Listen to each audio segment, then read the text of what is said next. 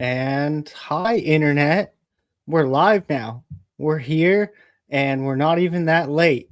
So I hope you guys are all having a good Monday. What's up, everyone?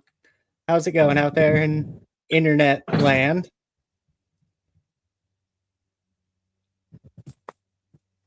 I don't know what's happening over there, but here we are. Sorry. The You're good.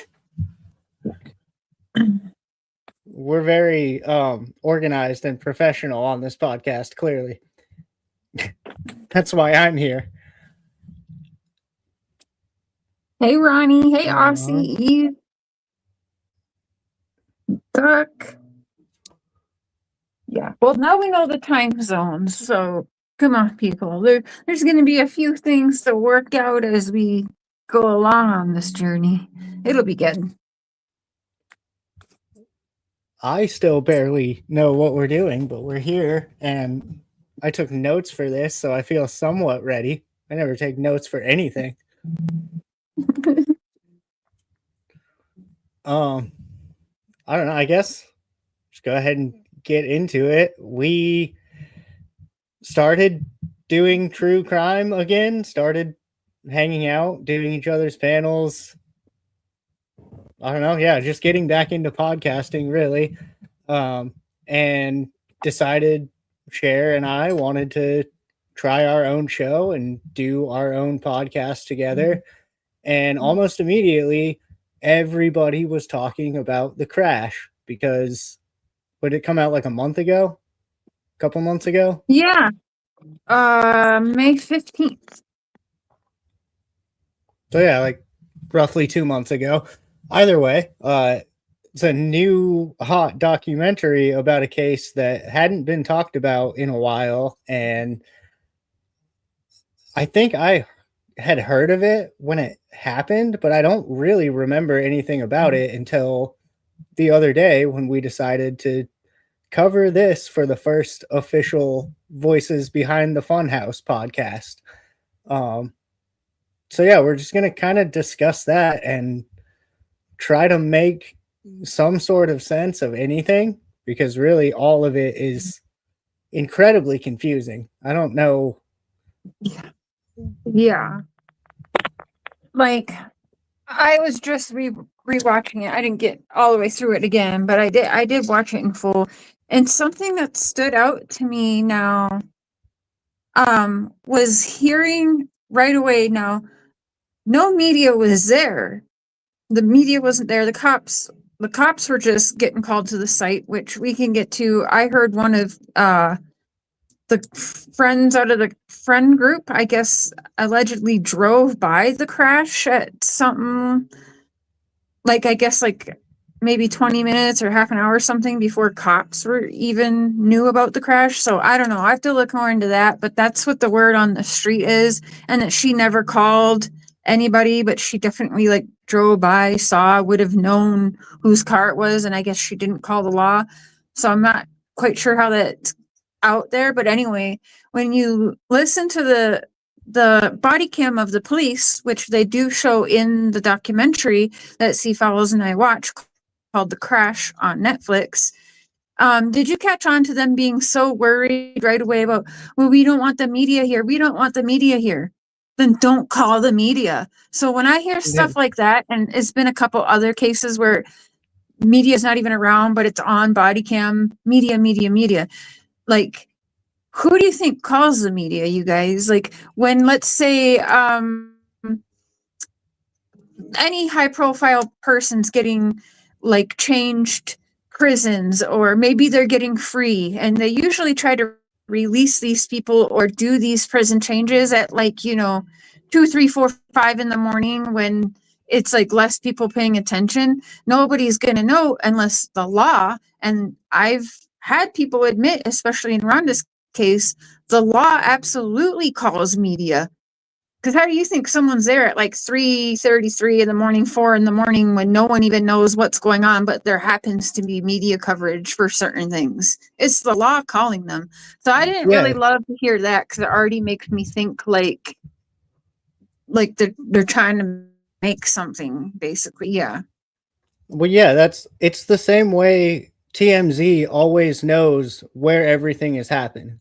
How does Tony Hawk get off a random plane in freaking Utah somewhere and TMZ is there? Someone at the airline leaked that Tony Hawk was coming to that airport. Yeah. So, like, yeah, I noticed immediately they were tripped out about that, and immediately they were tripped out about who the friend was. Immediately they started talking about, like, oh no, this dude's a football player, and like basically talking about how he was important in the town. Yes. I didn't catch that part, but that, yeah. That's Also, happy birthday to Seafowls and dig his makeup. yeah, it's my birthday today. I do this when it's not my birthday also, but it is my birthday today. Yeah, I didn't catch. I want to write that down because I want to listen to it. Not Dom, Davian then. Davian was a big football player. That's right. They have that in the thing, but I didn't catch them say that. I'm gonna. Yeah, he will get there, but he like Yeah. had a scholarship and then he either got hurt or he fucked it up because he started smoking weed. Something happened with it, but he was like a football player. And the reason I picked that up is coming from a small town where it's kind of like good old boys club. Yeah, in high school, we all knew the high school football players could get away with whatever they want because, well, you know, they're going to take us to state this year and blah, blah, blah. So immediately this dude walks up and went, oh no, he's a whatever high school football player. And I was like, oh, okay, it's this kind of thing. You would have let him slide on a lot just because he's a football player. Right. Yeah, that's interesting. Yeah. So I guess real quick, if anyone watching is not familiar with what happened, which I'm sure everyone is because it's been all over the internet, essentially the gist of the story is three teenagers in a car just hurled into a brick wall at 100 miles an hour for apparently no reason. The girl driving claims she like had a seizure and passed out and didn't know what was happening. All the car like black box, all the data, computer data evidence from the car basically shows just floored it into a wall. So everyone's incredibly confused on why somebody would do that. That seems real weird. yeah. Yeah, they can't make up their mind. They say she wanted to kill everyone, including herself, but then they say, well, she's so vain, she's so full of herself, and look at her trying to get modeling gigs from the hospital and everything. Like, so I don't know. It's my experience. I don't think that she wanted to kill herself. I don't think she wanted to kill anyone, in my personal opinion. I know, and we'll get into like all of the messages and what's been said before, but holy shit, could you imagine? So I was born in 83. For me to be in high school and have everything recorded and on the social media, like, oh, I know. That'd be insane. Like, yeah. Yeah. No, that would be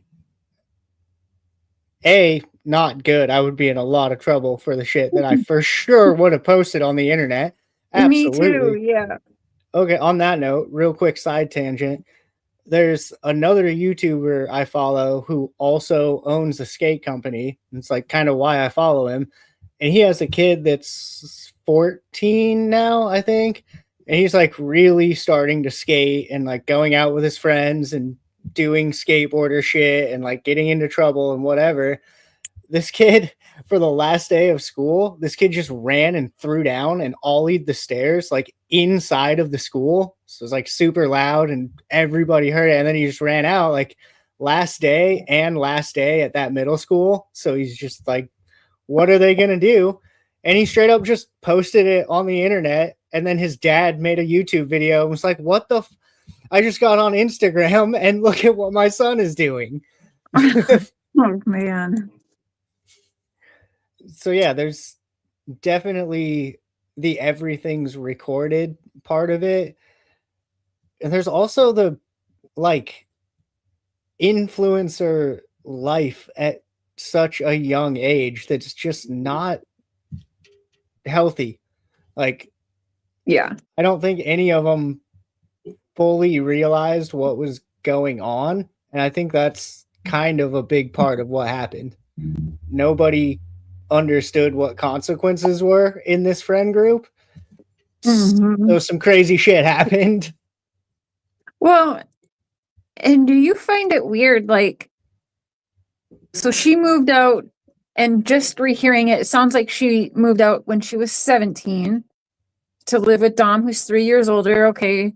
I don't honestly, I know I see a lot of people tripping about their age, but they met while they were both in high school. I don't really find an issue with it, honestly. But moving out at 17, now Dom's house, her boyfriend Dom's house, he's buying all these fancy stuff. They all love their name brand and everything. What job does Dom have? Drugs. That man That's sold exactly drugs.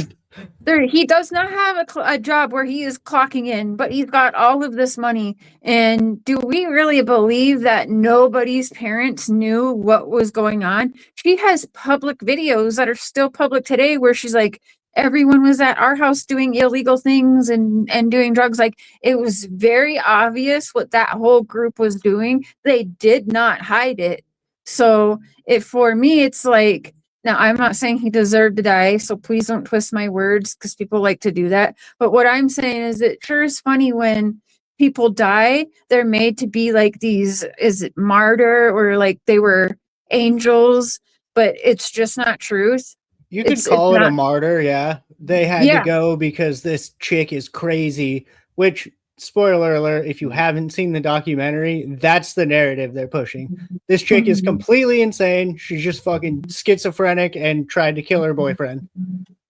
yeah. Hey Tara, hey Lou. Yeah, all of these parents had to have known what was up. So again, your son's got a house. He's buying all these cars. He's buying these fancy gifts and all of these things. So the parents have to know. But then they die, and it's, oh, Mackenzie, Shrilla the Killer, and Dom and Damien are so great. But like, F Mackenzie, like, okay, but what if it was the other way around? Would it be poor Mackenzie? Mackenzie's the angel and F Dom? Yeah, Like, if he he would was be a behind the wheel? monster. He would be a woman killer. He would be a monster. Look at this piece of shit drug dealer kid. Like, yeah, Yeah. absolutely. If he was driving that night, it would have been the same story, but reverse the roles. Yeah. And So that's, I have a problem with that too. since we're kind of on the drug thing already, I've been hinting that there's a lot of stuff they didn't talk about. They didn't Mhm. mention anything about any one of them being on any sort of like psychiatric medication or antidepressants or whatever. When you look at Mackenzie's eyes, she straight up has SSR eyes. Like, she's on fucking Prozac or something. Mhm. Yeah. I used to be a Prozac taker, and that shit makes you. I quit taking it because I was in a relationship getting beat, and I was happy about it. It made me a robot. Like, I was happy and not feeling things when I really, really should have. Like, Which is it's the just a messed up deadpan. thing.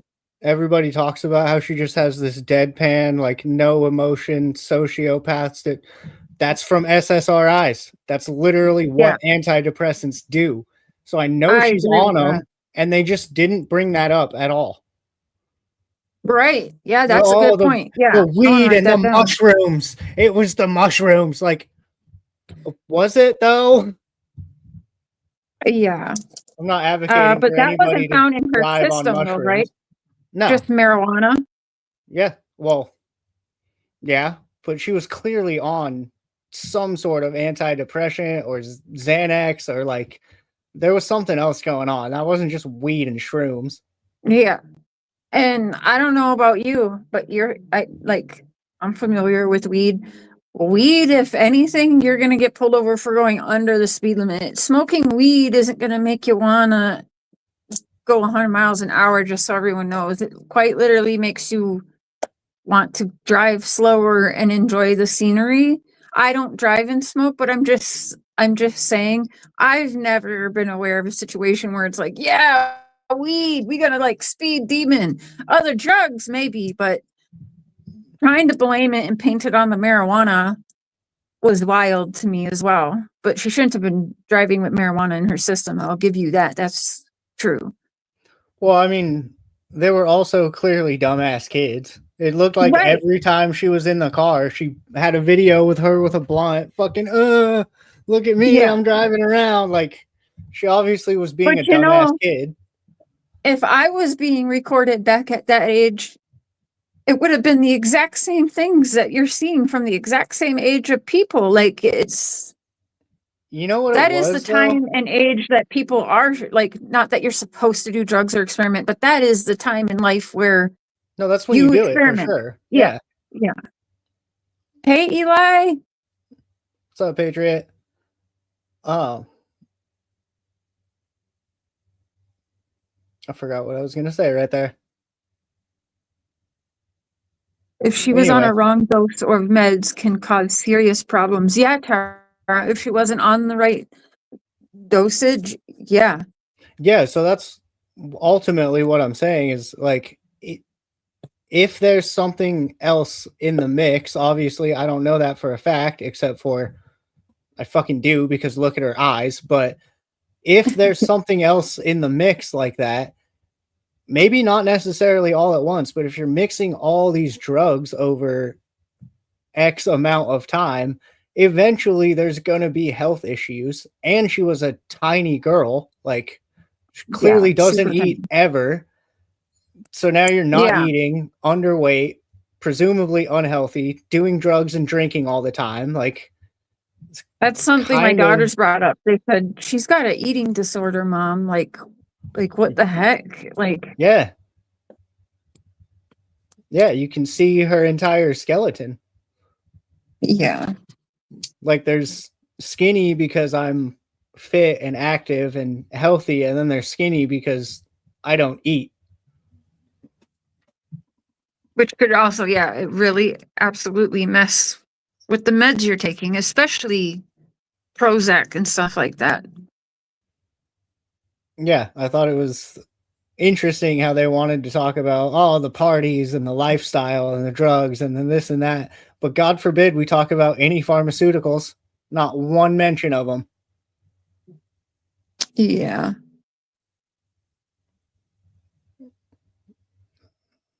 Checking in. Oh, yeah. Are you guys doing Stuck tonight? Good luck with that, Patriot. We'll be competing. I cannot drive on weed, but sometimes I feel locked in when I'm high, though. Yeah. I mean, but also, like, the way she was found was kind of weird. We gotta like figure out. Did you hear the what's it called? Speed bag? The airbags went off before she even turned onto that intersection there, that the airbags went off? No, I didn't hear anything about that. Yeah. Let me see if I can find it. Like, so we can pull it up. Or like when she supposedly she turned right and then just full pedal to the metal gassed it. Are you saying they went off like when she turned before she floored it? Like right before that happened, the airbags went off. Natalie Shrilla, her mom, has the transcripts, but they didn't share it, but she went on a podcast and she shared it. She was like, nobody's talking about how the airbags went off right when she turned onto the intersection. So like, right before the 100 miles an hour. So that's weird to me too, because I'm not sure how that would have looked, and is the airbags going off what made her, because let's not forget, she wasn't just slunched over her head on the steering wheel. That chick she was like in the car, in half. Under the dash. So like, did the airbags have anything to do with that? Like, I have no idea, but yes, it is in some transcripts that we will have to get our hands on. The airbags went off right when she turned onto that intersection. right I before mean, it happened. from experience of airbags going off, if they were to go off even 5 seconds before a collision, the air, like, it's already done the airbag thing. So it would have been decompressing as they smacked the wall. And, like, basically, they wouldn't have even been airbags anymore. Right. No, I heard that from Natalie Shrilla, and she says it's in like all of the court transcripts and stuff, which I haven't seen. Yeah. Also, first of all, that's why there's a thing scrolling right above my head. But I'm basing the majority of what I'm saying off of like some random YouTube clips and watching the documentary The Crash. So there's probably a lot of shit I don't know. If you guys know something, feel free to correct me. But um yeah, okay. So I didn't know about that. I knew they were saying something happened where it was shifted back and forth into neutral and drive. Oh, you can't see that very good. Okay, hold on. I'll read it to you. I will send you a screenshot as well. It says, in the fatal 2022 car crash involving Mackenzie Shrilla, the airbags did not fail, nor were they turned off. They fully deployed on impact, they say. However, that's not true. It didn't deploy on impact. They deployed before she even hit the wall. It was right when she turned onto the intersection. The airbags deployed somehow. I'll find it. I'll find it. I mean, it's possible. Airbags malfunction, like that shit happens. It's not out of the question. And one of the sort of like we're talking about the case, yes, and getting to what we ultimately think happened. But another overtone I wanted to kind of keep in this podcast is how the media can direct you to think a certain way. Like this documentary was absolutely trying to paint the narrative. She for sure did this, which always Oh, makes me question, like, what do you know that we don't? yeah. Like, why not show it to convince everybody then? Hi, Linda. Okay, I'm going to find.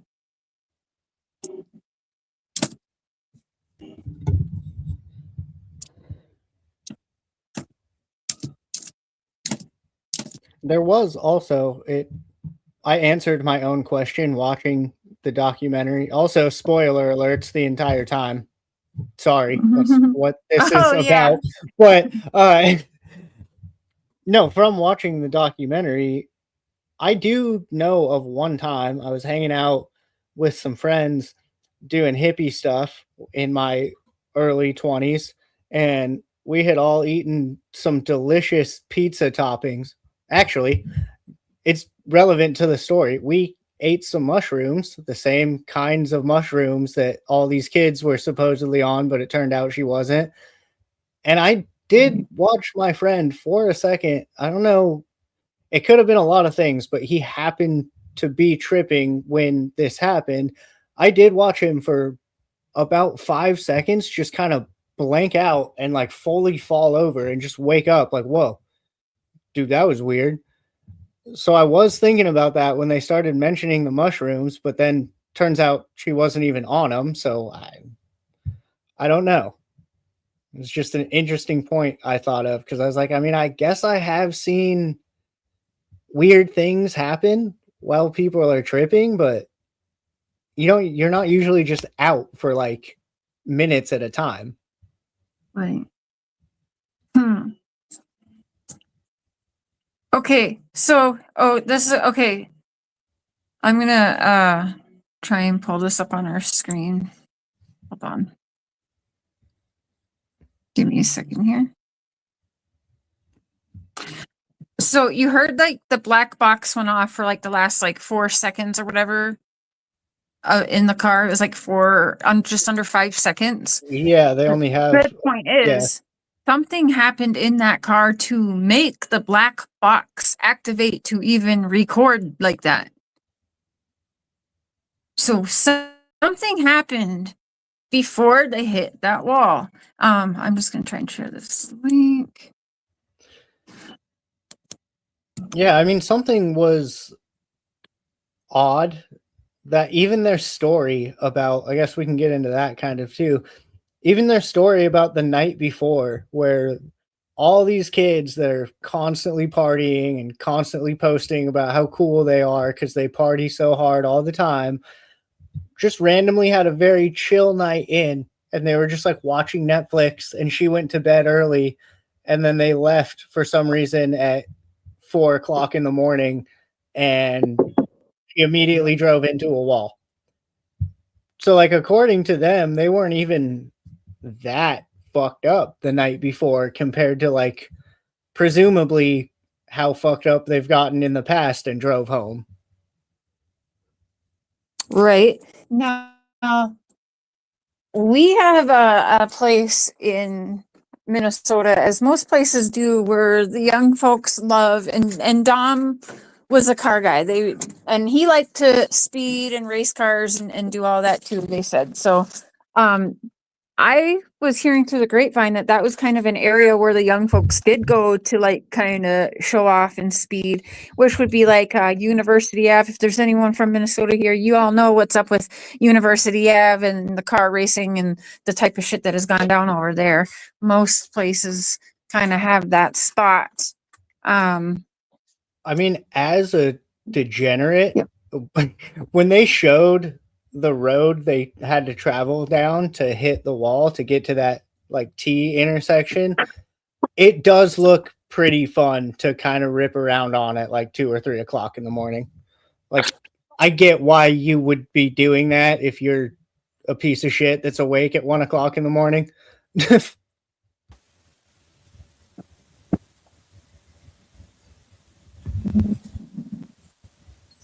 Are we? Oh. We're not doing that, is what we're not doing.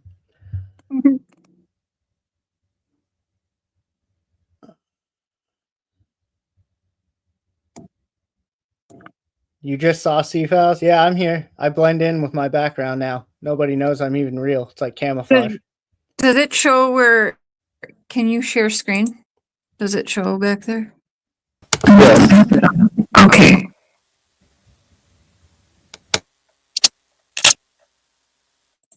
Okay. I'll mute that. And then, Okay. oh, why is that doing that? Live production. Look at this. There's production value. There's theater. There's celebrations. Look at what you're getting. Did that start from the beginning? Sorry. It popped up on another screen. She did it, all this, you know, and she was speeding down that road, and she didn't hit her brakes. Well, she didn't hit her brakes for 4.74 seconds of that ride. That's the only information they have. 4 points. That's when the black box turned on, about 5 or 6 seconds before she crossed Almeda Road and before it went into the building. Something happened in that car that caused that black box to turn on, which was, I think the car, from our car expert that we talked to, said that the car thought it was flipping over. So the black box turned on and started recording the car information in a non-linear sort of way. And that's important, that non-linear sort of way. And it deployed both side airbags. And I'm sorry, side airbags don't just go perfect. You know, it's not a soft explosion. It's a boom, and then there's powder all over there's powder floating in the car, in the cabin of the car. Are you saying the airbags deployed before the accident? Both side airbags deployed prior to her car crossing the street to hit the sign to get veered into the building. That seems like a pretty big piece of information that we didn't get. Yeah, I wonder why the prosecution didn't want to use it. Every troll online can tell me, oh yeah, she did it, all this, you know, and she was speeding down that road and she didn't hit her brakes. Well, she didn't hit her brakes for 4.74 seconds of that ride. That's the only information they have. 4 points. That's when the black box turned on, about 5 or 6 seconds before she crossed Almeda Road and before it went into the building. Something happened in that car that caused that black box to turn on, which was... Oh, I don't know what happened there. I imagine Cher maybe was trying to stop the video and accidentally booted herself. She'll be back, I'm sure.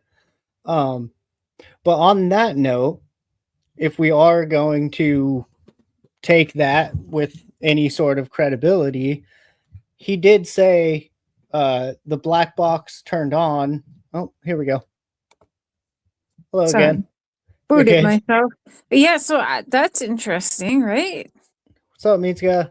Yeah, no, I was actually just saying, so if he said the black box turned on a couple of seconds before impact, and it would have done that because the car thought it was flipping over, but that's about ish the time they would have been hitting a curb and the car would have jolted really hard, which would trip that sensor. And yeah, that actually makes complete sense. So I'm actually having a hard time poking holes in any of that. That checks out, actually.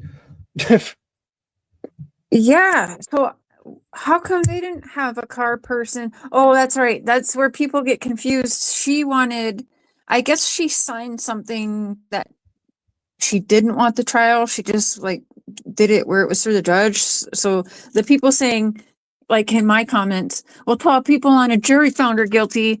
Well, dumbass, you don't follow the case. There was no jury. So that's a lie. It was just the judge. She signed something waiving her right to the jury trial to try and get this over with quicker or something like that, but there was no jury trial. Yeah, basically you have the right to go through the entire process and go through a trial and then end up in front of a jury and see what they say, or you have the right to say, let's just do this and get it over with, and you just present everything you have to a judge, and there might be one or two other people involved, but I think it's solely that judge that just decides your fate.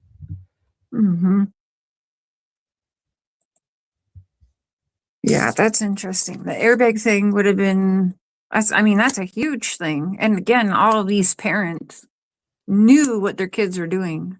Not that it means anything, like he didn't deserve to die, but like, where was all these parents stepping in before to try and fix the issues? Well, that's another kind of red flag I saw as the story moves along. The first time they interview her parents, or is it a mom and stepdad? Whoever that is, her mom for sure. Yeah, no, it's her mom and dad. Yeah. And Dom, one of the boys, they have a stepdad, I know it. But yeah, for Yeah, that's her right. mom and dad. Where was I going with that? Something about the dad, Mackenzie's dad. Oh no, it was Mackenzie's mom, actually. Okay. I got the sense that she immediately was trying to, like, she knew they were going to go after her for something, and the mom was immediately in damage control, which you can argue that's mama bear mode, and that's a mom like trying to protect her daughter. But she was adamant about, like, you need to shut the fuck up. Like, we're going to do this. We're going to help you. Like, she was 100% behind her daughter, seemingly before she even knew what happened, which does make me question, like, obviously you would be worried in that situation, and it's traumatic and crazy and shocking and whatever. But the way she was just immediately like, they're going to spin this into a bad narrative, that you're immediately fucked. I kind of think that was because all of the drugs, which allegedly, and word on the street was, it was Dom's drugs. He was the dealer, which is how he had the house and all these things with no job he was clocking into, in my opinion. But they had Mackenzie, because she was a minor and would get less trouble. It was all the drugs and stuff were in Mackenzie's bag. So I think didn't she even probably think about knew. that. Yeah, so I think she probably already assumed, okay, my daughter's driving. She's the one with all these drugs. They're going to get her for something.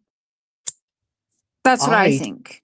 No, that's classic dirtbag behavior. That's exactly what you do. If there's a minor in the group, they hold all the illegal shit.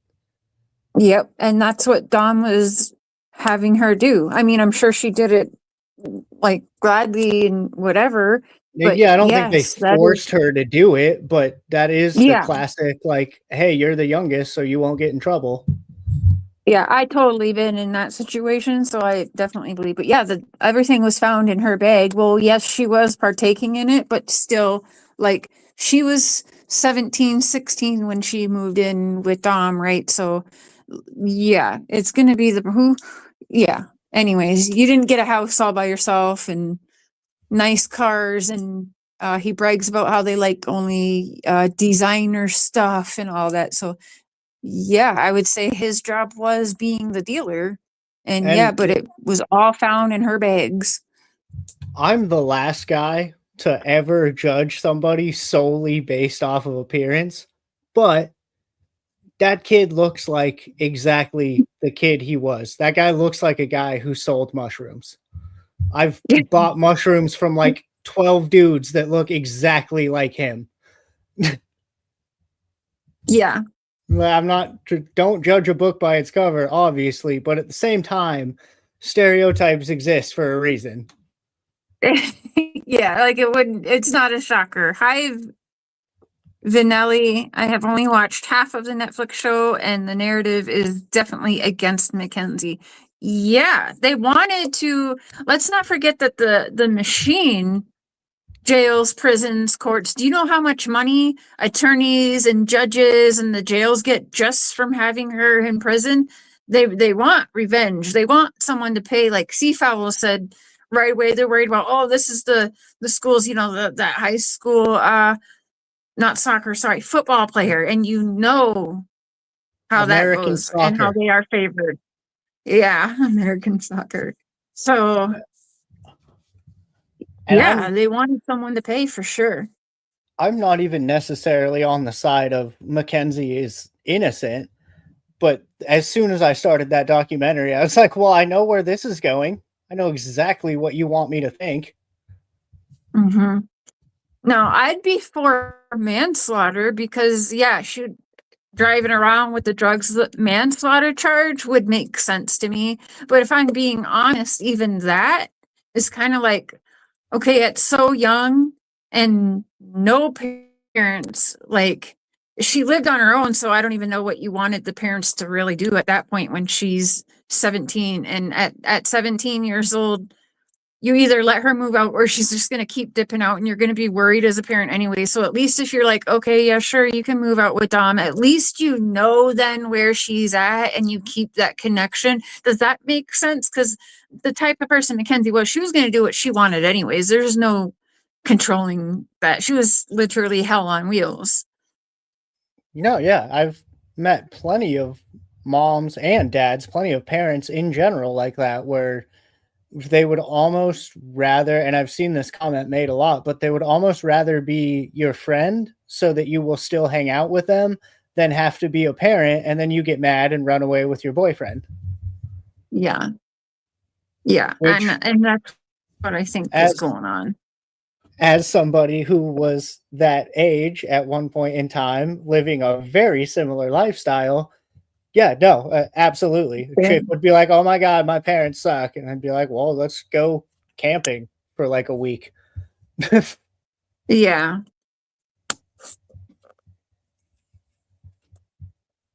But I also see a lot of, I guess, the behind the scenes on that and kind of knowing that lifestyle, especially at that age. And that's why I don't think it was all happy go lucky. Like, I think she was probably depressed. I think she was probably struggling with a couple of mental illnesses, if I had to take a guess at it. Yeah. Well, yeah, Natalie says in that interview that they made, for members, she said that she did deal with depression and anxiety. Mackenzie did. And then she had that pot situation as well. But yeah, Natalie does say she did. I can't remember if she said she saw someone for it or not. I can't remember. I would have to look that up again. Hi, David. I didn't catch that part, but I mean, it's pretty I obvious don't she think it was was struggling in with. the documentary. I think it was like on that 4-hour interview that the mom did, Oh, okay. which. I mean,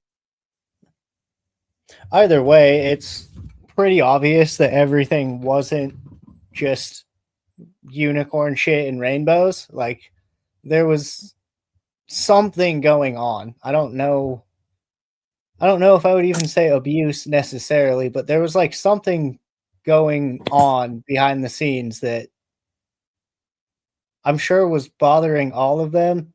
Seems like a classic case of like kids getting themselves in way over their head and don't know what to do about it. And then also their parents are useless and can't help them.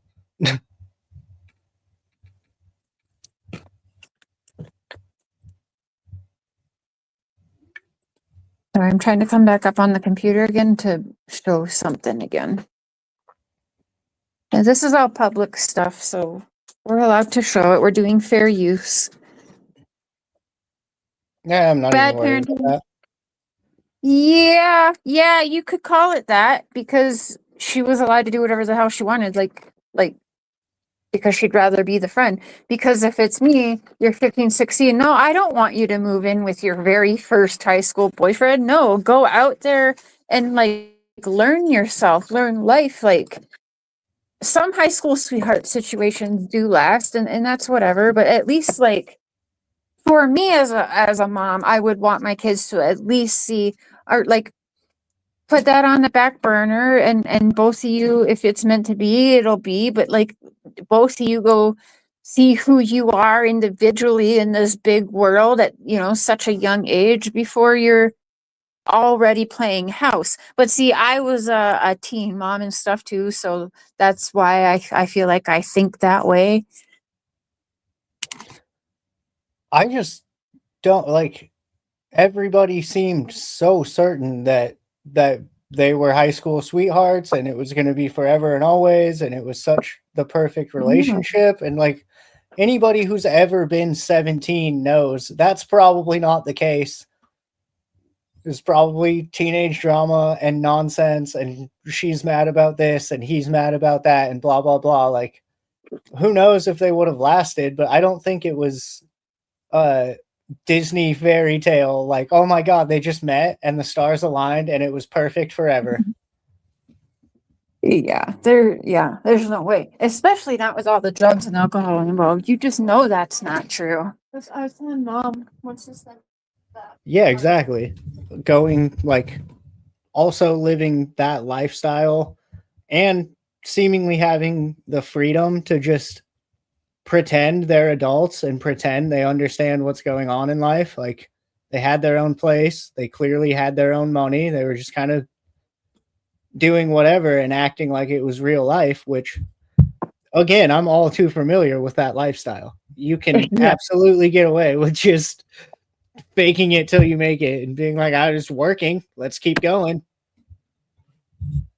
And does it seem to you like most of the families seem to be, I don't want to say they're rich, but they're very well off, all of them too. So tend to just Yeah, I mean, get your heads on yourselves like I can get away with this. they were clearly pretty well off. Well, yeah, no, they were clearly pretty well off. But I think that also goes back to what I was saying about I don't think any of these kids knew consequences. I don't think any of them had ever really had to like deal with the reality that is your decisions. Right.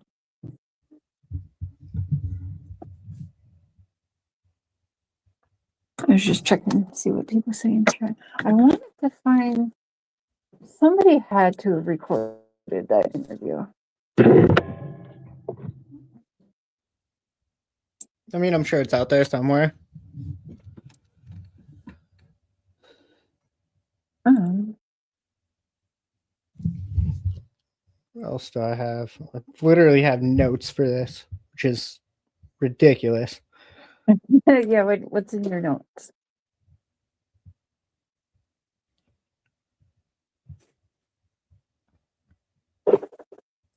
Let's see. Um, 100% innocent. Oh yeah. Did you catch how just like annoyed and bummed Dom's sister is to even be there? She's just sitting in front of the camera, like, yeah, it's fucking stupid. He's getting all this attention. Yeah, that's when she's sitting just her dad and her. Yeah. And you can tell she's like not happy to be there. She's like annoyed that she had to take time out of her day to do this. Yeah, I got that vibe too, and also like just really wanted to stick it to Sharilla, but like now again, they have all had to have known what was going on. They all knew about the drugs. There's no way you didn't. How did your brother get a house, all the cars, whatever? Like, and also the small town talk. So you knew what your brother was doing. So, but now it's F Sharilla. But even though up until her arrest, did you know the day of her arrest, she was with Dom's family? So you didn't feel any type of way until after she was cuffed. Then all of a sudden, it's that way. I don't think they specifically hit on that, but they did talk about how, like, immediately, as soon as she was out of the hospital, she was back, like, at the memorial site and at his grave site and, like, doing everything she could do basically to memorialize him and try to, like, live in his memory, I guess you would say. So my daughter has a good say. So yeah, what did you? I just wanted to point out that that one sister, she was only supporting her because the police hadn't told her everything yet. And she thought it was an accident. And then the police told her family rest of the information. And they realized it wasn't. That's why she stopped supporting her. She Okay. truly thought it was just like dumb kids, accidents happen. That's why she was so like there supporting. And then she realized that she's a liar. Dumb sister. Yeah. Okay. Which one? I'm not sure. I mean, I could see that Older too. sister. Not If the you were younger. genuinely like you actually had no idea, you were genuinely shell shocked by that. I could see just not wanting to even be involved in the documentary about it. Yeah, that could be it. Okay, I mean, yeah, that makes sense. It was just I kept noticing every time it would cut back to her, she just looked like she was fucking like mad almost. Yeah. Yeah, that would make sense if you're like at that point you're just learning more and more. But then Girl just find out who's lying. yeah, that would make me mad too. Yep. Yeah, so there's, another side of it too. Yeah, well, that's kind of almost the point of this podcast is there's always another side to everything. Whatever the mainstream narrative you're hearing is probably not the truth. Right. And that's my oldest kid too. So like sometimes we just don't agree, but you notice like we're under the same roof and we're not fighting. Yeah. No, I mean, that's a good observation. I guess I didn't take into account that also she could have at one point believed Mackenzie was like her little brother's forever and always or whatever. And then to be told, no, she killed your brother would be, all right. Yeah, you got to be a right to be bummed out during your interview. Yeah, you'd be infuriated. Yeah. Yeah, that makes sense. So I don't know how long, like, were they even putting this together? So were they just like recently getting this information and they're like all of a sudden they're filming? Yeah, I'd be pissed. Especially if she says she's got kids now that, Dom loved her kids and now she won't get to see her kids grow up, with her brother being an uncle and stuff. So yeah, that sucks too. I mean, I would imagine being a direct family member like that, she had to have probably known a little bit about the investigation. They might not have told her everything, but I would assume Yeah. they knew something. I still kind of feel like the drugs would have had to been known about because again, they were being very public prior to the crash about, that's what they did at the house. They Yeah, had people no, over and did illegal things. I was more talking about if Dom's sister knew that they were investigating Mackenzie as a murder instead of as an accident. I Oh, feel like yeah. you would have heard something about that, but maybe not. Maybe they didn't want to ruin the investigation, so they just didn't tell anyone. And that could be because, yeah, they were hanging out with her. Like she was with some of Dom's family and Damien's family the day she got arrested, Natalie said. So, yeah, that would be if they see her hanging out, they probably wouldn't feel comfortable saying anything because what if they did tip off Frilla by a mistake, even or in conversation? It would mess everything up for them. Yeah, if you're that close, they're gonna withhold most of it. Probably they'll probably tell you the bare minimum and like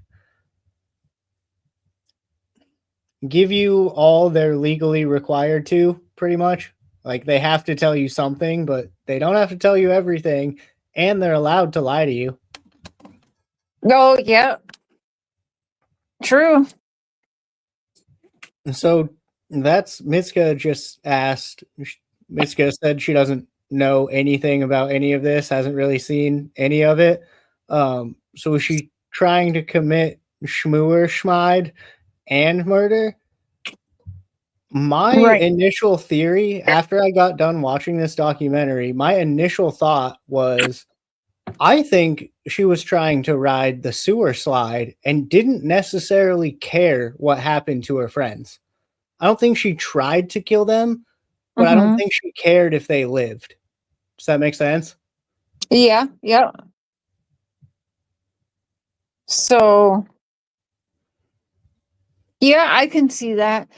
I wonder if there wasn't, because we know there was issues in the car a lot of times. Plus, they're young and dumb. I can definitely see multiple fights and hands flying in the car while people are driving. I guess Dom also would speed to scare her in the car. There was times where she texted like, "I'm really scared. He almost killed me in the car," and stuff like that. So, yeah, I think they were wild while driving lots of times, and this was just like the end of it. So, I do question, was she just trying to scare them because they were fighting and then something happened, the airbags went out, whatever, and then crashed the car? I just don't think, honestly, because I don't think that she was, my personal opinion, trying to kill anybody. I think that they were just being crazy, and there was another crazy drug fueled young argument. I heard rumors like he had found something on her phone,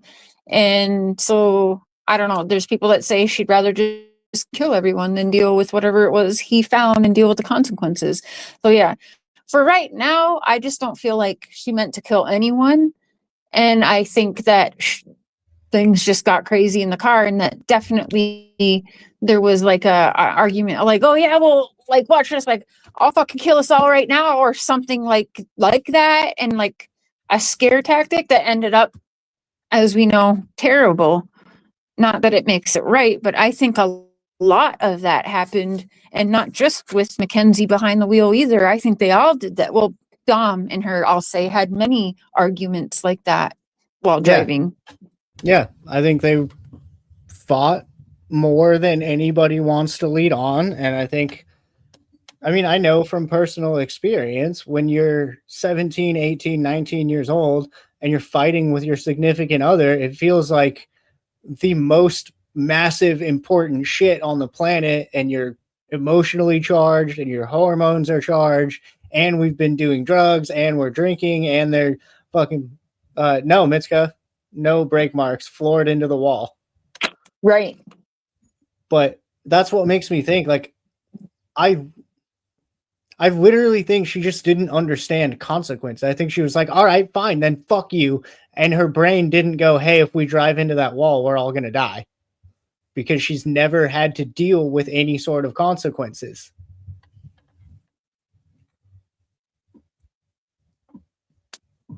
Okay. You're good. That's why I said I'm going to upset everybody. Because I see people. Oh, what's happening? What's happening?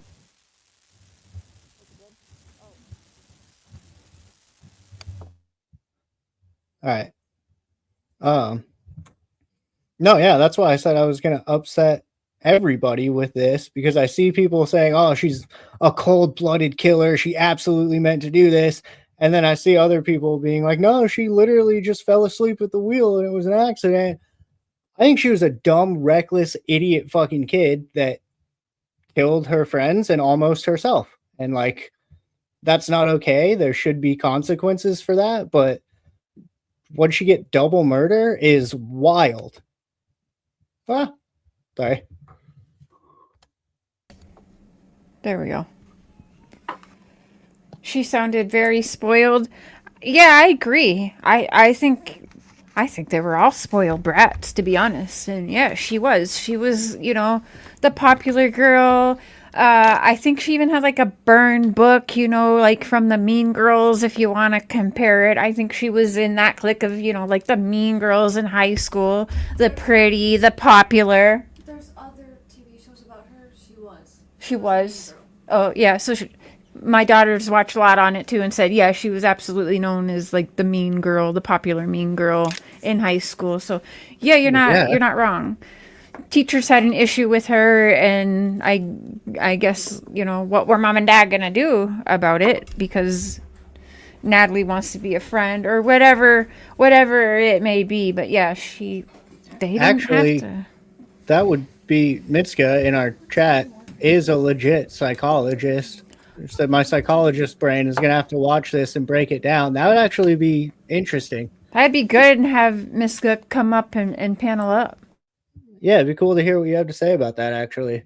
Because I'm kind of just speaking from the perspective of a dirtbag who knows the exact lifestyle these kids were living. Like, that was me at 17 years old. She received 2 life sentences with possible parole 15 years. She's not going to get the parole, though. She's already catching charges on the inside and stuff. And like, she's got to change certain things. I know she wants, like, the last thing she just did at the end of this Netflix thing, she thinks that's helpful. And my best advice would be that they need to stop. She needs to do classes and schooling and do stuff with her life on the inside. Even if she doesn't think she's going to be free, she needs to not have that mindset. And her parents need to stop babying her, because it's not helping. And if 15 years, when she's before a parole board, they're going to want to see, okay, so what is she doing? Not that she's running around being a little bitch and thinks she's the prison princess from what I hear and proud of it. No, she's going to have to do stuff with her life. Did she finish high school? I don't even know. Finish high school. Get more degrees while you're back there. Do something, like, and improve it if you want a shot at parole, in my opinion. I think she graduated. I'm pretty sure there was graduation photos of her. Oh, I didn't know that. But either way, no, yeah, she's never dealt with consequences and still kind of doesn't think she has any, because it sounds like, from what I hear, mommy and daddy are still just funding her in prison. So she's like prison balling. She's locked up, but she's not that miserable. She doesn't have She's nothing. not in a bad prison. She's like in a cushy, like, rich people prison, from what I hear. Not that that's fun still, but like, they got like comfy couches and chairs and TVs and like all this like stuff that I haven't seen in a prison before. I don't know anything about where she's at either. I didn't look into it. Mitska, it is on Netflix. I don't know if there's other documentaries about it anywhere else. But it's Mackenzie Trilla. Shrilla.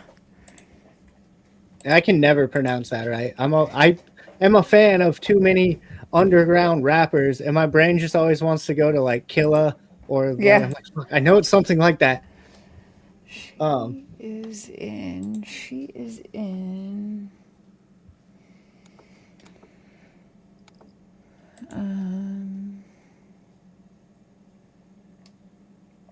Okay, that's not gonna show. There we go. Can you see that, Miska? There's her name right there. If you type that into YouTube, there's endless content about it right now. Let's see if it shows the pictures of her prison. Yeah, there's a lot about her. Yeah, I'll find it. That's not it. Well, here, let me. We're doing 15 live to production life. again. Hi, Raindrop, Mrs. Smith. Mrs. Smith, oh my goodness. So good to see you guys over here. I'll find it. Don't worry, I'll find it before. So was it 15 to life, or was it 2 life sentences? 15 to life. Yeah, that's what it just said on there.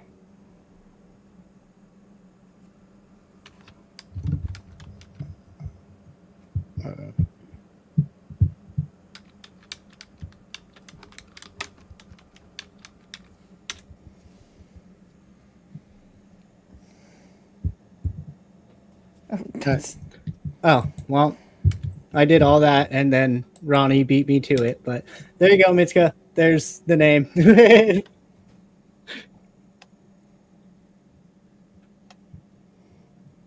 Oh, okay.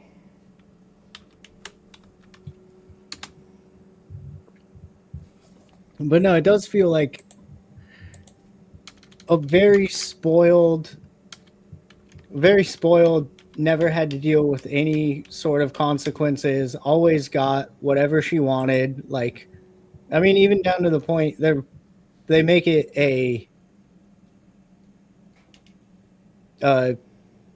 I guess a big part, they make it like a major point in the story about how he would buy her all the name brand Chanel and Gucci shit, and they always had all the Richie stuff, and like it doesn't seem like anybody ever told her no.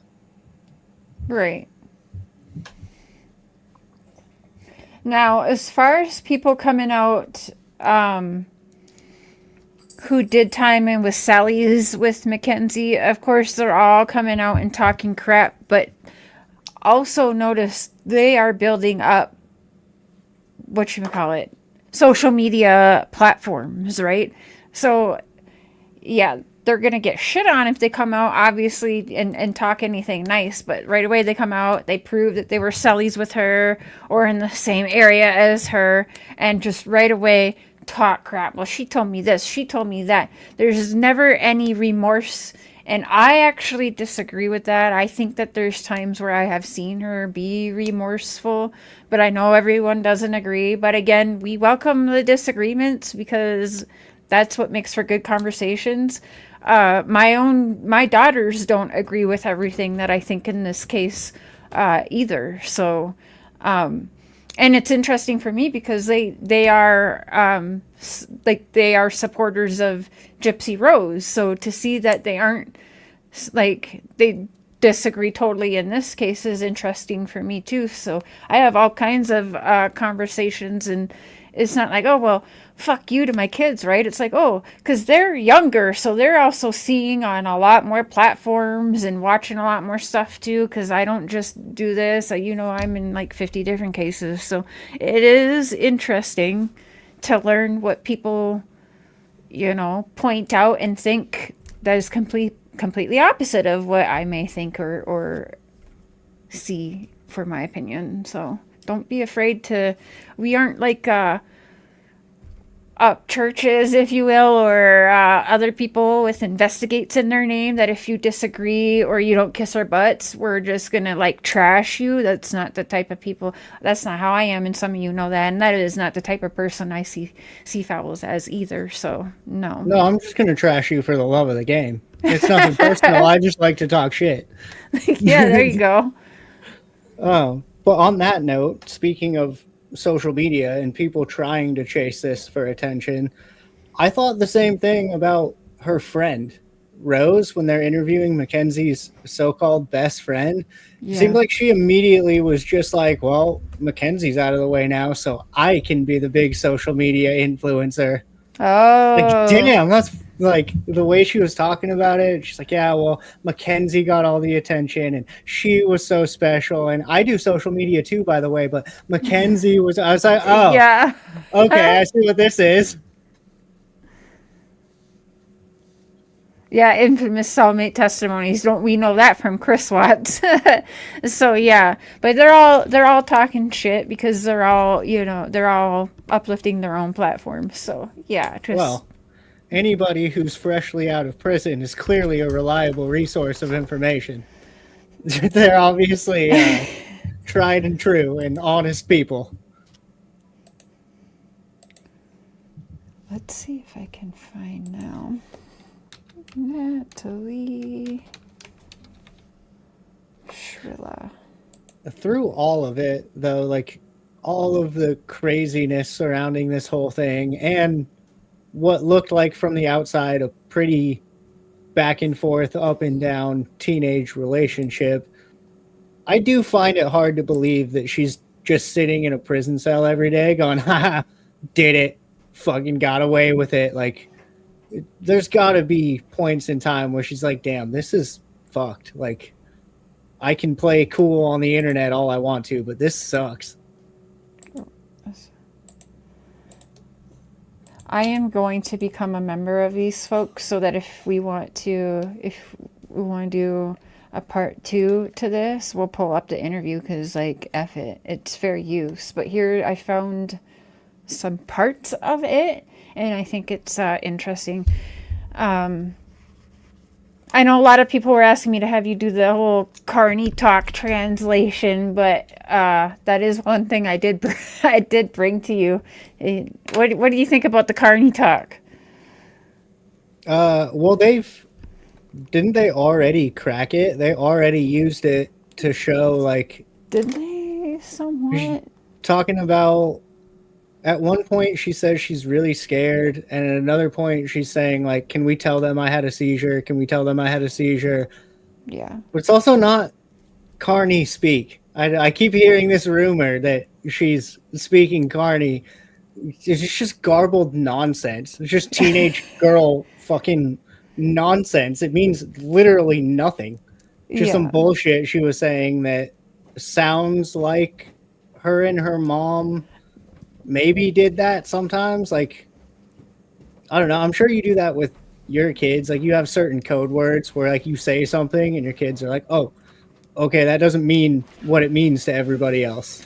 We learned, my kids did sign language since they were like 6 months old on, so that like they hardly cried. They told me when they wanted to eat and drink and go to the bathroom, like all of that. So that would be our secret talk. There was no, I mean, no.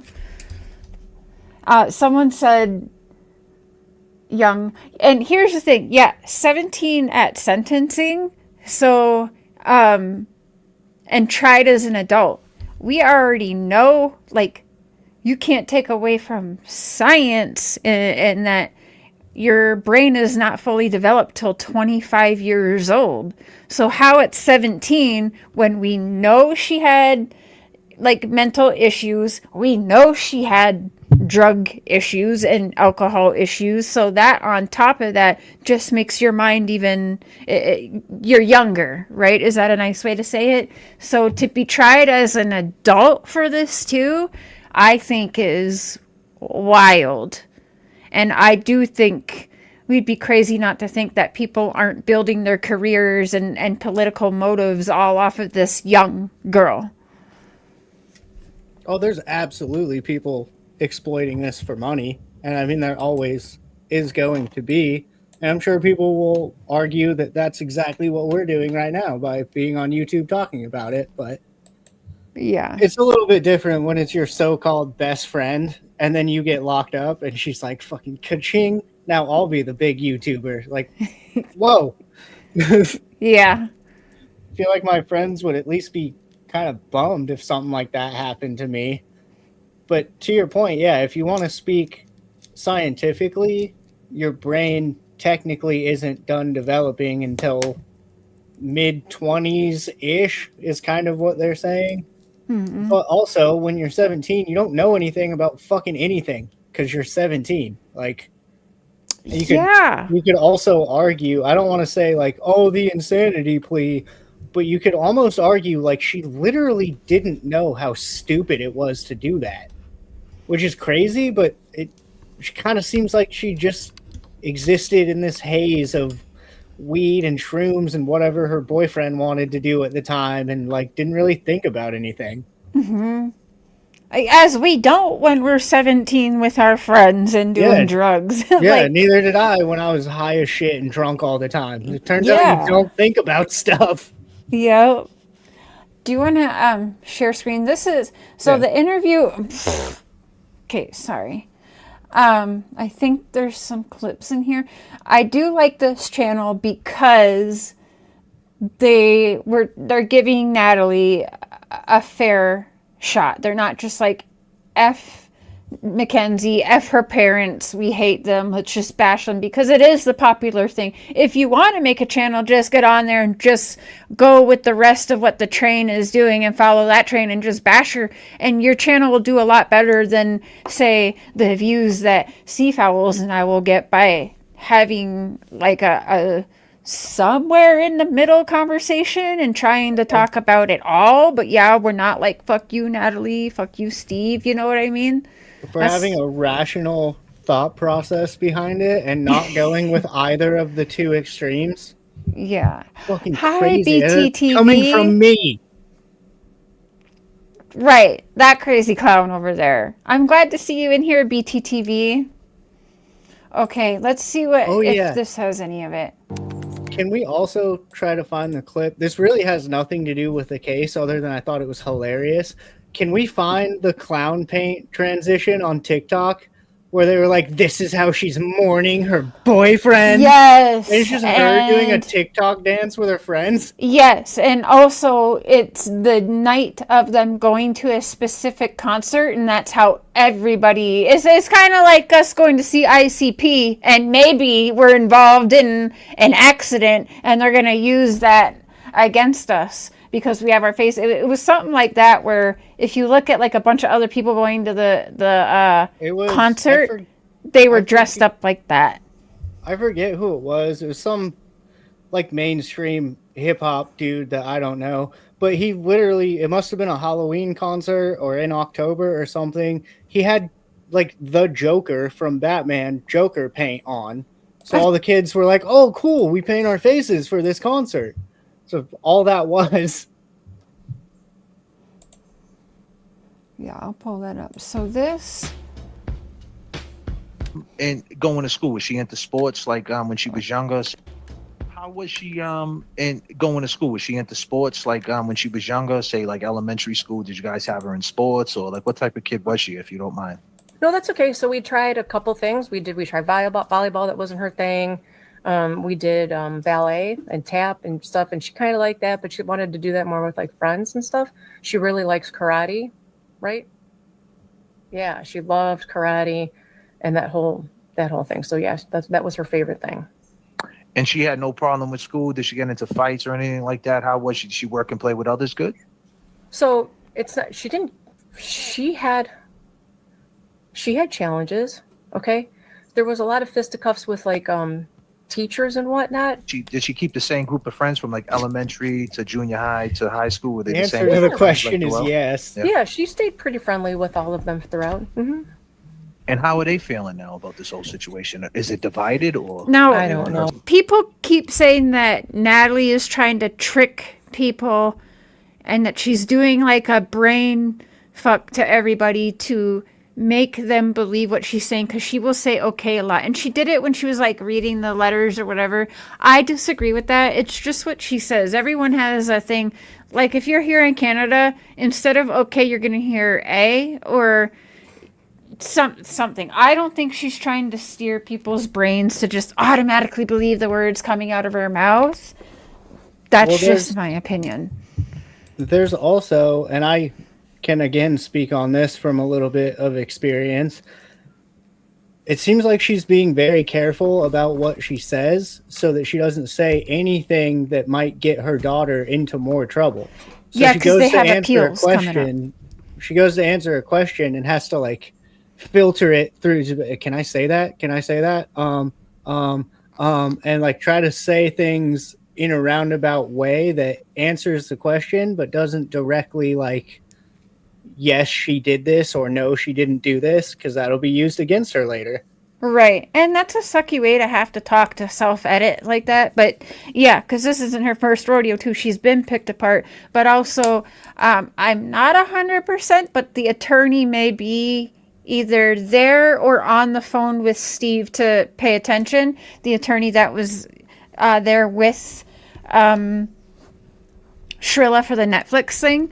So yeah, so in the Georgia case, everyone's like, Cher didn't go to Georgia, whatever. Well, there's still appeals going on in the Leilani Simon, Quentin Simon case, and so you will see me in Georgia eventually.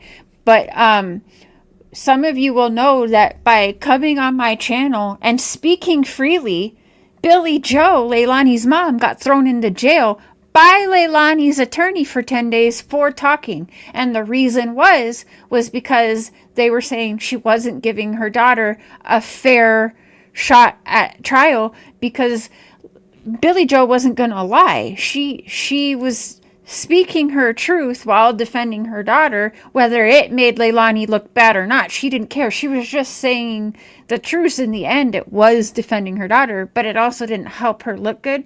So Leilani's attorneys threw her mom in jail for 10 days and was threatened, you'll get 30 if you don't listen this time, which is why we stopped doing interviews. We're very close friends. You will see us, once upon a time. So I wonder if that might be a situation similar to what's going on, and Natalie and Steve are, having to watch their tone because her attorney will throw one of the parents or whatever, because they're not the clients. It's Mackenzie that is. Yeah, no, if there's any sort of, and I haven't looked into any of this at all, so I don't know, but if there's any sort of like a gag order or like part of the case was sealed or something the court doesn't want you talking about, you better not slip up and say something because you will get in trouble for it.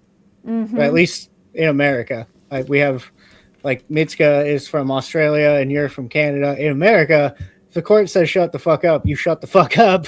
Yeah, same. I don't know. I'm giving everybody their space. Everybody's allowed to know. I don't know. I'm Feeling now about this whole situation. pretty friendly with all of them throughout. The high school, were they the same group of friends like throughout? Yeah. Yeah, she stayed pretty friendly with all of them throughout. And how are they feeling now about this whole situation? Is it divided or? I don't know. I'm giving everybody their space. Everybody's allowed to feel how they feel. It's okay. Now, when she was young, there was no diagnosis with anything like that. Did you ever take her for like an evaluation or anything like that? Did you see anything like that might have been off with her? And I mean that with all due respect. Well, no, that's okay. She's always had like anxiety. Like, who doesn't have anxiety in today's world though, right? So that's not like super uncommon. But so we were trying to get her some anxiety meds. See, so like right there, yeah, that's actually a perfect example of being like, well, she had anxiety, but that's okay because everyone has anxiety. That's her going, oh, fuck, are they going to now say that her anxiety caused her to have a spiral and this and that? Like, that's her being like, oh, shit, did I say too much? Yeah, so it sounds like she wasn't yet on any meds then? I can't tell yet, but this is actually the exact questions I wanted to know the answer to. This is great. Yeah, so we'll get the whole interview for sure. I'll get that. I was like, well, maybe it's 88, maybe ADD, ADHD. And guys, yeah, check it out as long as, like, if you're following, because we want to do fair use. This channel, again, I don't know what they all necessarily think. I do know that this guy right beside Natalie does have phone conversations. I do know that I think one of Mackenzie's ex-boyfriends has an interview he's going to be doing with these guys. What are they called? JFK. You can see I'm subscribed, and they do some fair work. I don't love when people put stuff behind a paywall, but hey, that is what it is. But I would definitely check them out.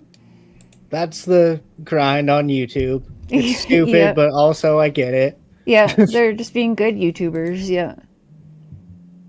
Which is also not on super common with kids today because there's so many distractions, right?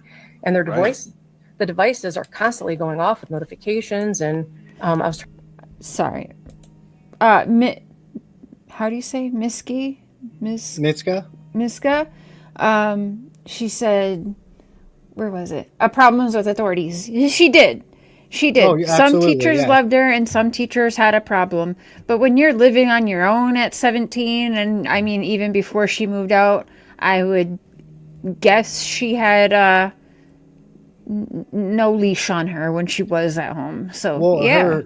her little friend that I was just talking about that wants to be like the social media star now that Mackenzie's gone, literally said in her interview, I would not talk to the cops, but I'll do this interview. Oh, wait. They were straight being like, no, drug dealer's code, man. I don't talk to the cops. She's like a 19-year-old little white girl. Like, what? Okay. Wow. I don't remember seeing that. I'd love to see trying to get her to maybe see if it's that or something. So off with notifications and their the devices are constantly going off with notifications. And I was trying to get her to maybe see if it's that or something. So I never got to finish with that part, but I want to get to the jails that she went to. So in 2022, she was being held in a DYS, like a youth service, right? When did she get transferred to adult prison? Was it when she got sentenced, or was it right when they binded her over? it was relatively after, a little after. Imagine being able to build anything just by thinking. Can we? Was she I in legitimately juvenile don't know the answer to this question. Will we get copyrighted for playing a YouTube ad on YouTube? No, I never do. No. Okay. I think they might actually prefer it, to be honest, but no, I don't. Gives them another ad play. They technically got paid. Yeah, people give me shit all the time. Pay for the premium. I see people say that they pay for the premium and get ads anyways, so. I mean, it's coming if they're not doing it already. Yeah. I just don't know how does that work. If you pay for premium, then like you or me or anyone like and we have our ads on, like how does that work? I just don't do premium because I don't like, I'd rather creators get the money. So the same way we get whatever, how it was a percentage of a penny every view or whatever it breaks down to. Yeah. People pay, I think it's like $10 a month for YouTube Premium, and then out of that $10 a month, if they're subscribed to our channel or basically their premium subscriptions go into a big pot, and then YouTube gives us like 0.5% of however much, and then they keep the rest. Okay, so same pay system, they just don't have ads. Okay. So you're not fucking the creator then by taking their little bit of funds away then? No, they're just taking, I mean, I'm sure YouTube, I don't know what the percentage is. I'm sure YouTube takes their cut, but they just pay you instead of the ad revenue you would have made, they pay you out of the premium subscription they would have got. Okay. Yeah, that makes sense. What are you drinking? Sugar-free Monster. Monster, nice. Until the trial? That's right. Was she in juvenile basically up until the trial? That's right. So they kept her in juvenile, and then they... Can I just say too, this is not This is their Cash App. Yeah, so they put this behind a paywall. They got their Cash App. Anyway, I'm just gonna be quiet. But I just want everyone to know that this is not Seafowls or mine, Venmo or Cash App scrolling in the screen. It's the channel that we are going over to have a conversation about. Just so you're aware, I don't want to see people talking shit. Seafowls had Cash App line. It's not. It's the channel we're going over. So she went from a juvenile facility. Also, now what was that like? That juvenile side note facility? on that. Yeah. If you're gonna talk shit about me for having my Cash App up, this guy does, so why can't I do it? Hey. Yep. I'm not going to, but like Cash App and Venmo rolling, and then put it behind a paywall. and then Like, were they treated her better? Would she be treated like a resident versus an inmate? Love the staff at the Juvenile She's gonna be facility. treated like an inmate. Where now, what was that like? That juvenile facility, like, were they treated her better? Would she be treated like a resident versus an inmate? love the staff at the juvenile facility.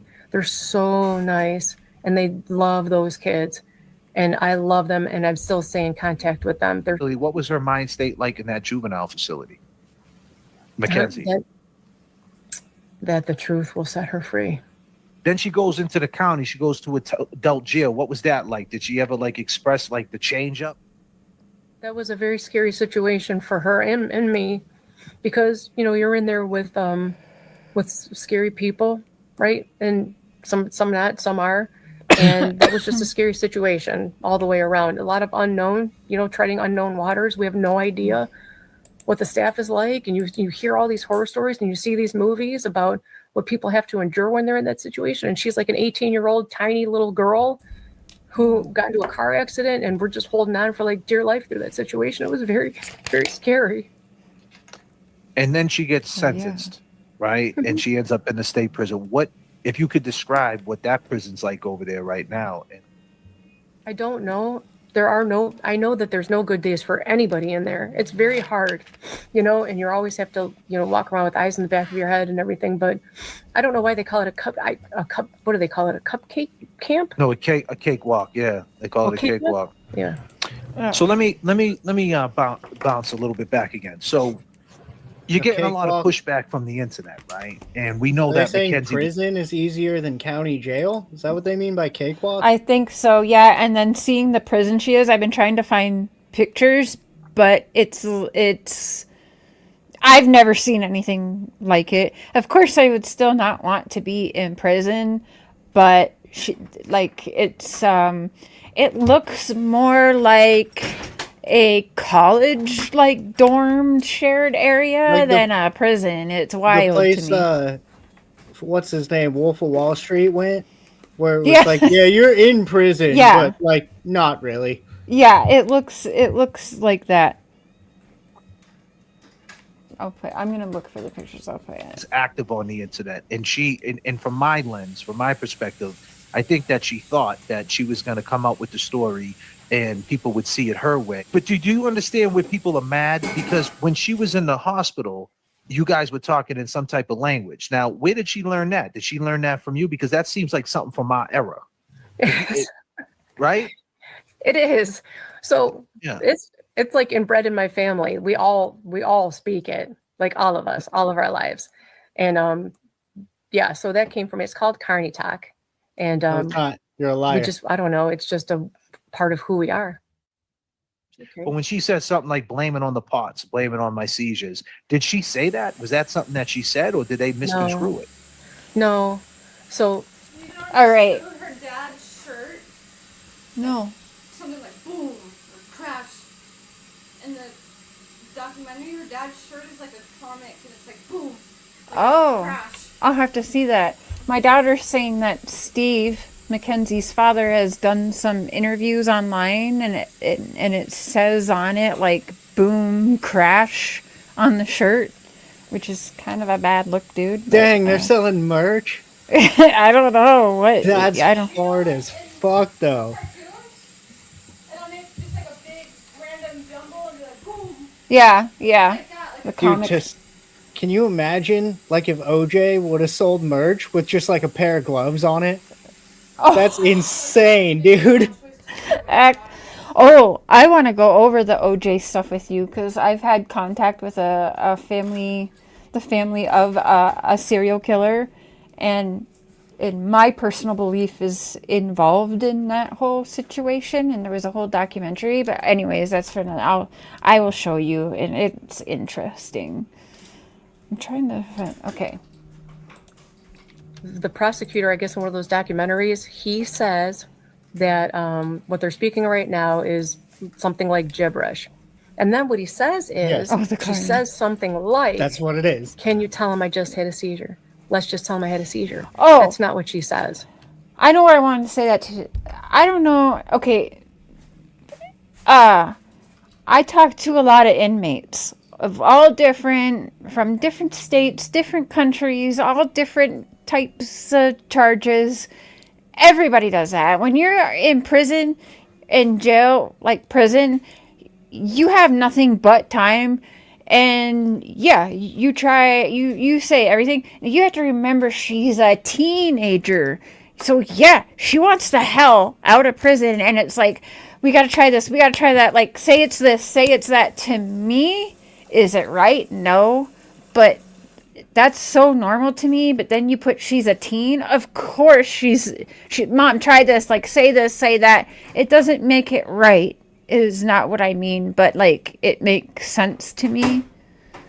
Well, this is another instance of mom needs to be a mom. Yeah, exactly. She's in jail going, fuck, can we do this? Can we do that? Can we say this? Can we do that? Mom needs to be like, hey, calm down. I know this is really fucked up, but we're going to like work through this one step at a time. Mm-hmm. It doesn't seem like she's getting a lot of that. It seems like, okay, I'll try whatever you want me to try. Yeah, like, no, Kenzie, we gotta actually figure out the root of the problem. We can't throw everything at the wall. All of these calls are recorded. So, like, no, if you want to go that route, like, cool, but then you can't go 50 other routes. Like, no, it's not gonna work. And exactly, see, fellas, they have to put their foot down. Like, hey, honey, this is all recorded and you sound like a dumbass right now. Like, stop. This isn't going to help. Yeah, exactly. If anything, don't say the shit on the jail phone. Like, yeah. And I feel bad because it's her mom. She's gonna want to help. Like, she wasn't expecting to wake up at 6:30 in the morning that day and find out that she lost her daughter too. Nobody woke up that morning thinking that they were losing their kids. Now, granted, Natalie and Steve can still see and talk to their child, and the other ones do not have that option. But at the same time, I guess it's a mess of, I mean, yeah, again, like Seafowl says, it's in the parenting. But at the same time, they weren't expecting it. So, like, what is she supposed to do? Be like, well, fuck you, you know, you POS, like, click, I don't have a daughter now. You know what I mean? Like, that's wild to me that people would just say, okay, well, that's your daughter, they did a shit thing, and now, like, is she supposed to get online and trash her daughter now? Yeah, do you want her own mother to join the hate train? That's wild. That's what I feel like. That's what they wanted BJ to do to Leilani, and it's like, she was out of state making money so she could have, literally, she wanted her whole family, her grandkids to live with her. She was taking care of her whole family. So she's out of state busting her ass. And for some reason, she's a piece of shit too. And like, because she's having conversations with her daughter, because Leilani didn't get arrested right away and BJ didn't kick her out of the house. First of all, do you even think she was allowed to do that? But anyway, that's like, yeah, it's crazy to me how some of these people think. But yeah, if she was to just get online and trash her own daughter, meanwhile, we can't tell her how to grieve. She's got to grieve her situation too. Her daughter's still alive, yes, but it's a whole new world, so they have to grieve their situation and technically their loss too. They're never gonna have her back to have Thanksgiving dinner again over there, probably, or at least not for 15 years. Well, we'll see. Sounds like she already fucked that up, but yeah, I think so. The partial jailhouse call that I heard was talking about how nice she looked in court. Again, 17, or what is she now? 17, like maybe 21 or something. Yeah, I mean, what else you got to do or even talk about? Like, your day is the same every day. And I heard Mackenzie say that because her mom's like, oh, what'd you do today? You know, like, kind of like, did you go shopping or what was your day like? And Kenzie was like, Mom, my day is the same every day. It's the same every day. So, I mean, yeah, it gave her something to talk about. I want to wear this to court. Yeah, I look pretty. Like, I don't know. I don't beat up on the people for that, like, so much. I guess I see it a little bit differently, but I get why it makes people upset. I do. I mean, I guess it all kind of just comes back to the nuance or lack thereof on the internet. But yeah, are you just supposed to immediately, like, I don't even have a kid, so I can't even really speak to this, but are you supposed to go 17, 18 years raising this thing that's like your entire life and your entire being, and then they really fuck up, like that was not a good thing that happened, but then you're just supposed to overnight be like, you know what? The internet is right. My daughter's a piece of shit. Yeah. Like I would be more concerned about a parent doing that than trying to defend her daughter. Whether her daughter needs to be defended is debatable, but at least she's trying. Yeah.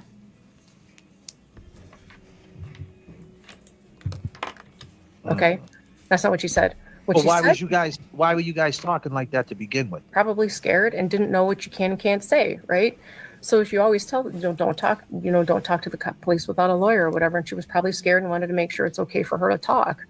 She said carny talk, like accountable, right? Yeah. Is that what you mean? Like accountable, yeah. That's not what she says. Okay, Never what she heard of it. said was, and I'm going to tell you, okay, because the word seizure, okay, in carny talk is loaded with Z's. It's very hard to say in seizure, right? So it's Can you say it to us right now? seizure, seizure. There's too many Z's in there. So if you don't mind saying, blame it on the seizure. Go ahead and say it in that language. I'm if you afraid don't to mind. do that because what if they edit and snip a soundbite and plug it into other right. things? Like I don't trust That's fair. anyone. Okay, since you don't have to be afraid to clip it, how would that be said? Do you want to know why? Because it's garbled nonsense that means nothing about anything. She doesn't know how to speak it because it's not a language. Seafowl was offended when I asked him. I was like, this is a good case because I know a lot of people, and they were in his chat too. Like, can you what is it, transcribe or translate this? And he was like, no. I was genuinely like, oh wow, someone like a mainstream example of someone speaking carny, and then I get there and it's this Pinterest white girl bullshit. I'm like, God damn it. This isn't even my language. It's like asking a Korean dude to translate Japanese. Like, it's kind of racist, man.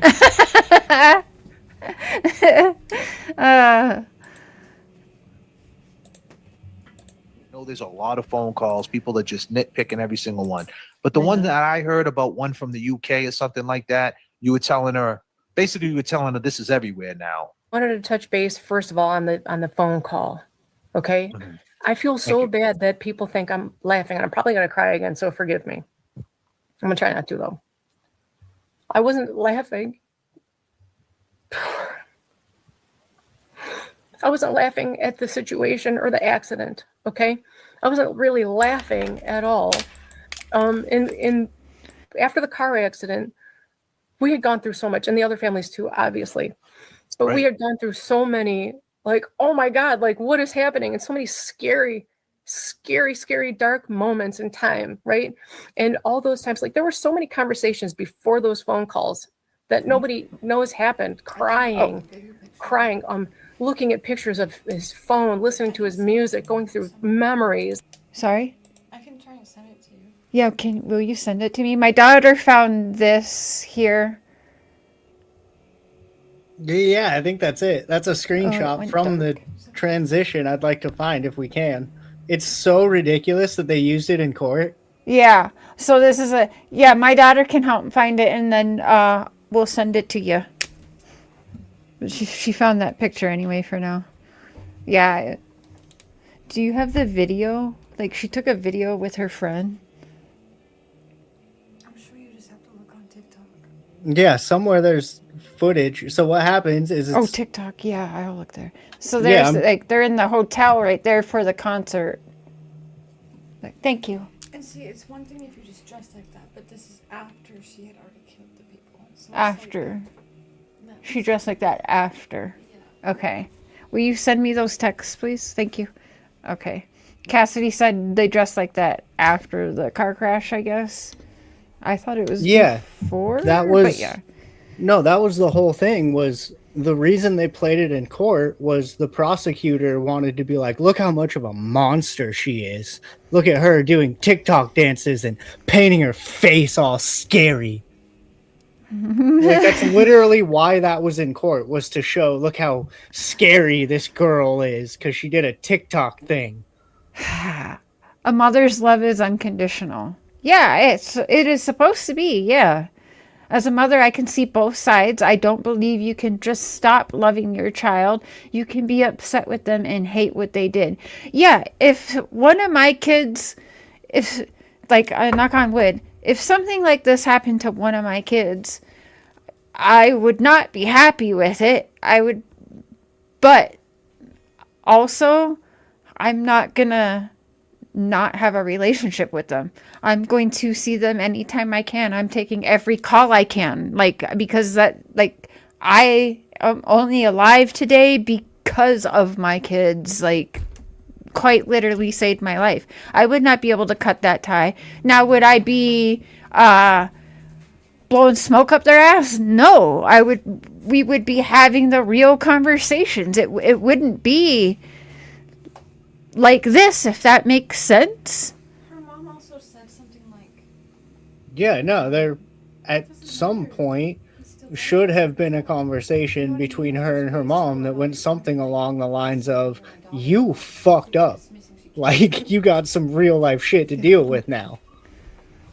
Yeah, exactly. Will you say that again? What were you saying? Because her parents kind of like enable her a lot too, though, because like they'll be in court, like her mom will be like throwing her arms up, like all mad when we already know she's guilty, or like I don't know, like, they really enable her a lot. And it's like, even if you're trying to support your daughter still, you can do that without dismissing that she did something wrong. Yes. And hurt people. Like, whether you believe it was an accident or not, she's still the cause for 2 people dying. Yeah. I feel like you shouldn't be in the courtroom acting like a fool. I don't know. Fair. Yeah. Did you catch that? Yeah, I mean, there is a level of respect that you should have for the families of the 2 people that did die. Like, yeah, I don't think mom's completely innocent in all this. I agree, they're absolute enablers. Like, I've been saying the whole time, she's never seen consequences. But I also don't just immediately think, like, oh, mom's a psychopath because she's trying to cover something up. I think it's more of, like, mom's trying to help her daughter through a fucking crazy situation. Yeah. And Cassidy is about Mackenzie's age, too. Mackenzie's now, like, in her early 20s. Yeah, 21, 22, I think. Yeah, and Cassidy's 24. You're 24. 23. 23. Shit. Yeah, she does. I told them to watch this stuff, but yeah, they watch all the documentaries and stuff like that too. Sometimes we agree on stuff and sometimes we don't. And look at us still living under the same roof. No. I mean, just don't ever let her drive you around and you'll probably be fine. Yeah. Yeah, well, she would never drive while drunk or having drugs on them or fighting in a car with people in there and stuff like that. I was more talking about conveniently somehow perfectly planning the way a car crash is going to be executed so that you're the only one that makes it. Yeah. Ooh, Red That's Pill a wild said, theory. Like, the people that are like, no, she just wanted to kill the other 2. Like, did you see what that car looked like? There's no way. Right. yeah, it wouldn't be. It would. She would have had to wanted to kill herself too, and I just don't think she wanted that. They said they're leaving you a huge like, Casey. Heck yeah, red pill truth. Oh, thank you, Red Pill. Also, good to see you, Red Pill. It's been a while. Linda D agree. Okay, I'm gonna play some more of this. So many phone calls of all of them. See how cool Casey is. You know how many times we try to get them in on the podcast. They'll say a little bit here and there, but ooh, she's liking this topic.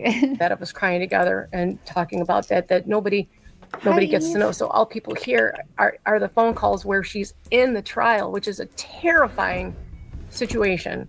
Okay. And we can't believe that any of this is even happening. And we're really just trying to survive second to second. Okay. But right.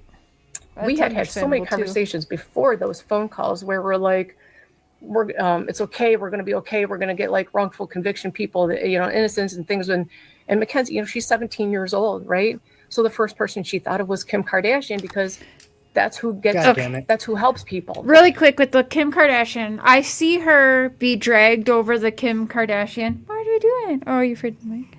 I see her getting dragged over. Who does she think she is? And asking Kim Kardashian to look at her case. Well, here's the thing. She was 17 when this happened and when she said that. And even now, it wouldn't, to me, be a weird thing for her to say. But, like, that's kind of the age group that the Kardashians gear towards. But it's not weird for her to think because she knew her situation's high profile. And Kim Kardashian is trying to be a lawyer and did meet up and do stuff and work with Gypsy Rose. So in my opinion, I don't think that was like too far left field for her to say. I don't even know why that would be a situation that they choose to drag her for when they've got there's enough other stuff that they could. The reason I reacted like I did was because that's such a 17-year-old dumb girl influencer. Oh my God, we need Kim K. Like, there's other lawyers that are probably better. But also, I mean, that's... Yeah. Again, not to judge a book by its cover or whatever, but like, that's the kind of girl we're dealing here with. Like, oh my God, obviously I need the most famous lawyer ever. Like, no, you don't. You need the most expensive lawyer ever. Yeah. She actually has lost her daughter too. Yeah. I mean, she could call, right, and visit her, right? But yeah, as far as, yeah, she can't go shopping with her daughter. She can't even, like, give her daughter a hug anymore. Yeah, so she did lose her daughter. Now she at least still has access, unlike the other families. But yeah, I agree, it's her new normal. She's allowed to figure it out, I guess, in her way. But like my daughter said, she doesn't have to publicly be an asshole about it. Like, having these calls that she knows are recorded, and we should go over some of the calls sometime, and where they're like throwing everything at the wall and basically like, well, Dom was this, Dom was that. Well, like, he's passed away now, and you know this is going to be public, so that's a bad look. She shouldn't be doing like that's crazy. Like my daughter said in court, like, like she just doesn't care. That's a bad look, and you certainly don't need to be acting like that. Like, that's not. Like, he was a drug dealer. Well, okay, but that doesn't have anything to do with the car crashing, though. Like, yeah, we're discussing it because, but like, that's not anything you can use in your appeals. Like, why are we just dogging them now? Yeah, and as a mom, you shouldn't be having those conversations. You should tell her. That's where Natalie, like, if you end up seeing this, that's where you should be putting your foot down. Like, hey, baby, these are recorded, and like, this kind of talk is not helpful. It won't ever be. Sorry. No, it's also just kind of a shitty thing to do, to badmouth your dead boyfriend. Like, that's just not cool off on its own.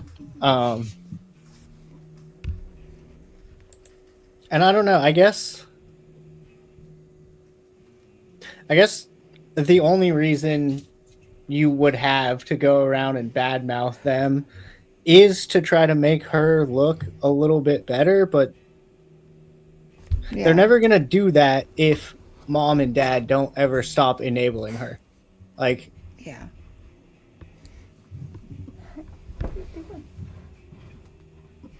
Like make her like actually have adult conversations and because going in before parole, let's say she does take some classes or does something with her life in there, she's not owning her shit. She wants to pass it off. Well, Dom this, Damien that, and Damien's parents like this and that. You have to own your shit, and if you can't, you're not gonna get paroled. You're gonna be refused parole every time unless you can be like, you know what? I fucked up. This is my fault. I fucked up. This shouldn't have happened. Like, you know what I mean? Something like that. yeah. And she's not there yet. Even after all these years, she is not there. You know what else? While we're kind of on the mother/parents topic, did you get to the end of the trial in the documentary? No, not yet. No. Did you hear what the judge says to her mom when her mom's giving the like victim panel statement thing? No. Dude, it's wild. She's Tell kind me. of she's kind of doing the same thing she's doing here, where she's like, look, I know it was hard for everybody, but it was hard for us because we've had to deal with this and that. And like, they cut it. They don't give you a lot of context for what happens, but it shows her talking about how hard it's been for them and their family. And the judge literally goes, so this is hard for you and your daughter and not her boyfriend and their friend. Like, because it's hard for you guys, that makes it them less important. It's just like, oh, fuck. Like, I don't know what you said, but you have upset that judge. She literally was like, so I don't hear anything about the other two victims. This is only about you and your daughter. Like, fuck off my stand. Wow. Like, something. Yeah, that's not. Yeah. Wow, Natalie. Which, again, there's a lot of. It's like a 20-second clip out of an entire trial. So I don't know the context to this, but there is a clip of the judge basically being like, wow, get the fuck off my stand. Lyrics and Ken. Extra like added. Awesome. Linda do. She will never get out unless she shows accountability is the word I was looking for. Yes, accountability, because while there's like some things I think are wild, but like I am not seeing her take accountability whatsoever. And that's something that perhaps mom and dad need to have a conversation about. All of this stuff for the next 15 years, Kenzie, is recorded and monitored. It's going before the parole board along with your little ass when you do go to parole. And you're not going to get it. It is time now, because she is locked up, Natalie and Steve.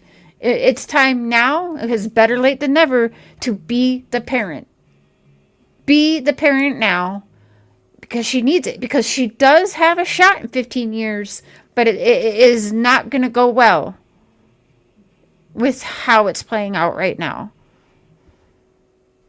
Yeah, at some point, somebody somewhere needs to, at the very least, acknowledge, like, okay, we fucked up. Like, it kind of seems like her mom, and her dad are all three in this weird, like, they don't want to say we're the victims because obviously, like, you can't really say that, but they don't want to accept that, like, that there's any fault of Mackenzie at all, even though she was the one driving. Right. Yeah.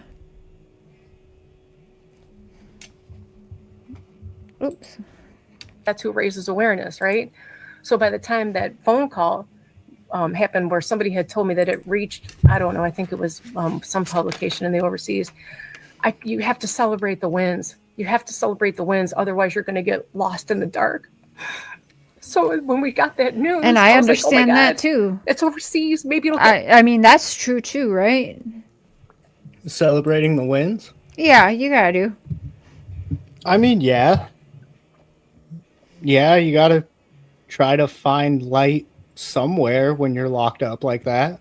Yeah. Trying to keep some kind of hope. To her first before, so we don't have to, because I don't even know how, I wouldn't even know how to like reach anybody like that to help. So Is this speed fine, or do you want to try sped up a little bit? I mean, I'm fine with it. Maybe speed it up for YouTube copyright nonsense. Well, we are but- pausing it good, so we should be safe with that. Oh, maybe I it mean, doesn't. that doesn't matter to me. Okay, I don't see where it's letting me speed in it that up now. moment, I was a little bit thankful, shocked. I can't believe this is happening, that it might get to her before we even figure out how. That's all. It didn't mean disrespect to the families or anything. I would never be disrespectful to the families. Since we're in that pocket, Natalie, let me ask you this: what was Dom like? Oh my God, you can't do this to me. I'm just, That's a I bad think it's look. only right. Talk about that, him. You're talking about how, you wasn't laughing. So why don't you tell us about Dom and how you feel about Dom? This is your chance. If take your time, if you want.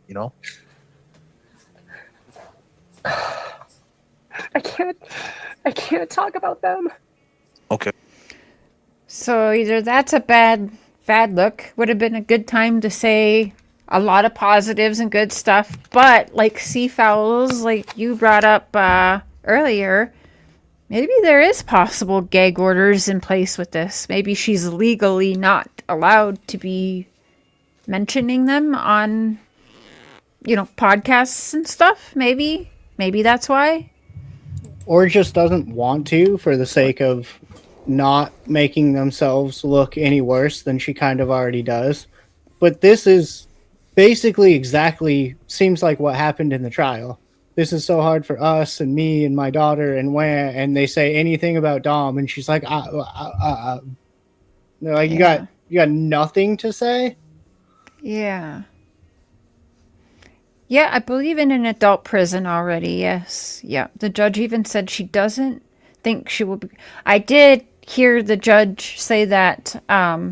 Somebody sent me that in my email. It was a clip of the judge says, "Good luck getting the parole in 15 years." Like, something like that. And I'm going to be honest, I don't like that either.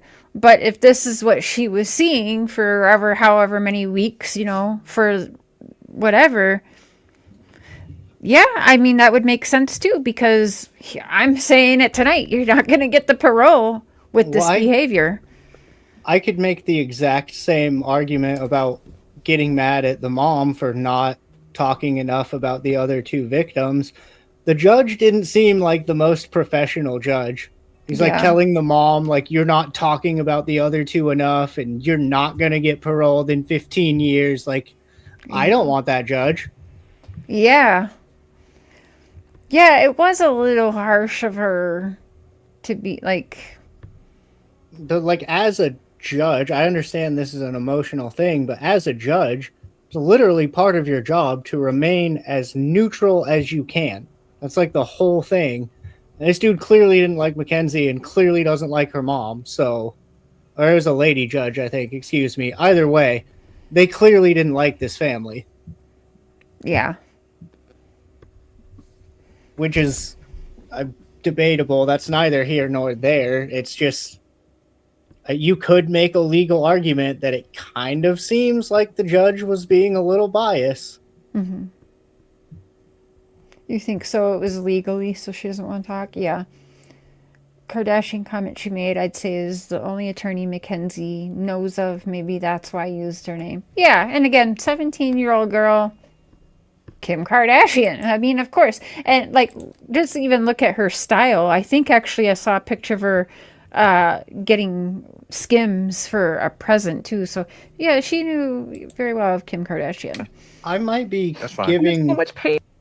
I might be giving young people today too much credit. Do 17, 18, 19-year-olds today know who Kim Kardashian's dad is and like why they're even famous at all?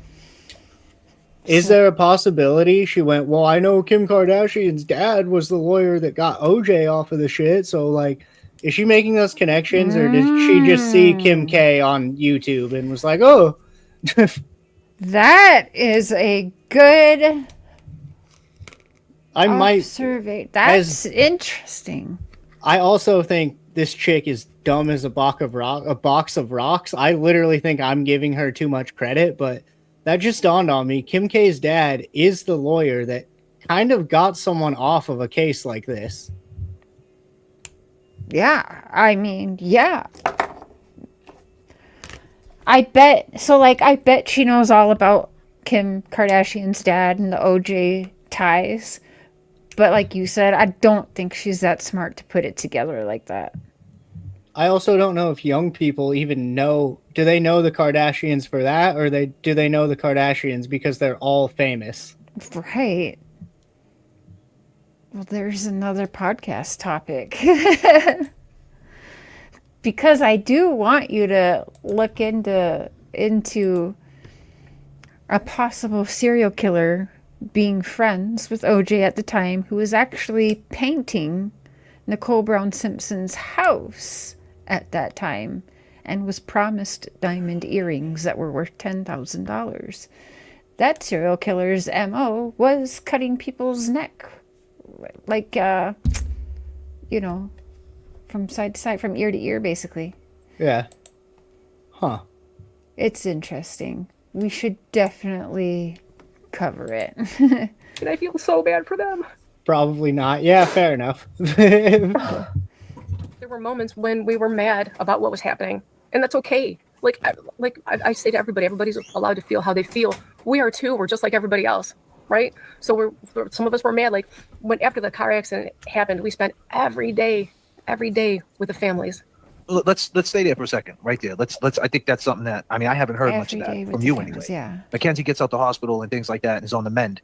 Everybody's hanging out and everybody's celebrating Dom and trying to get not over this, but trying to cope with this. Everybody's together. Everybody's together at that point. Yeah. So we spent every day together, like every day. The second we got home from the hospital, she wanted to go to the memorial.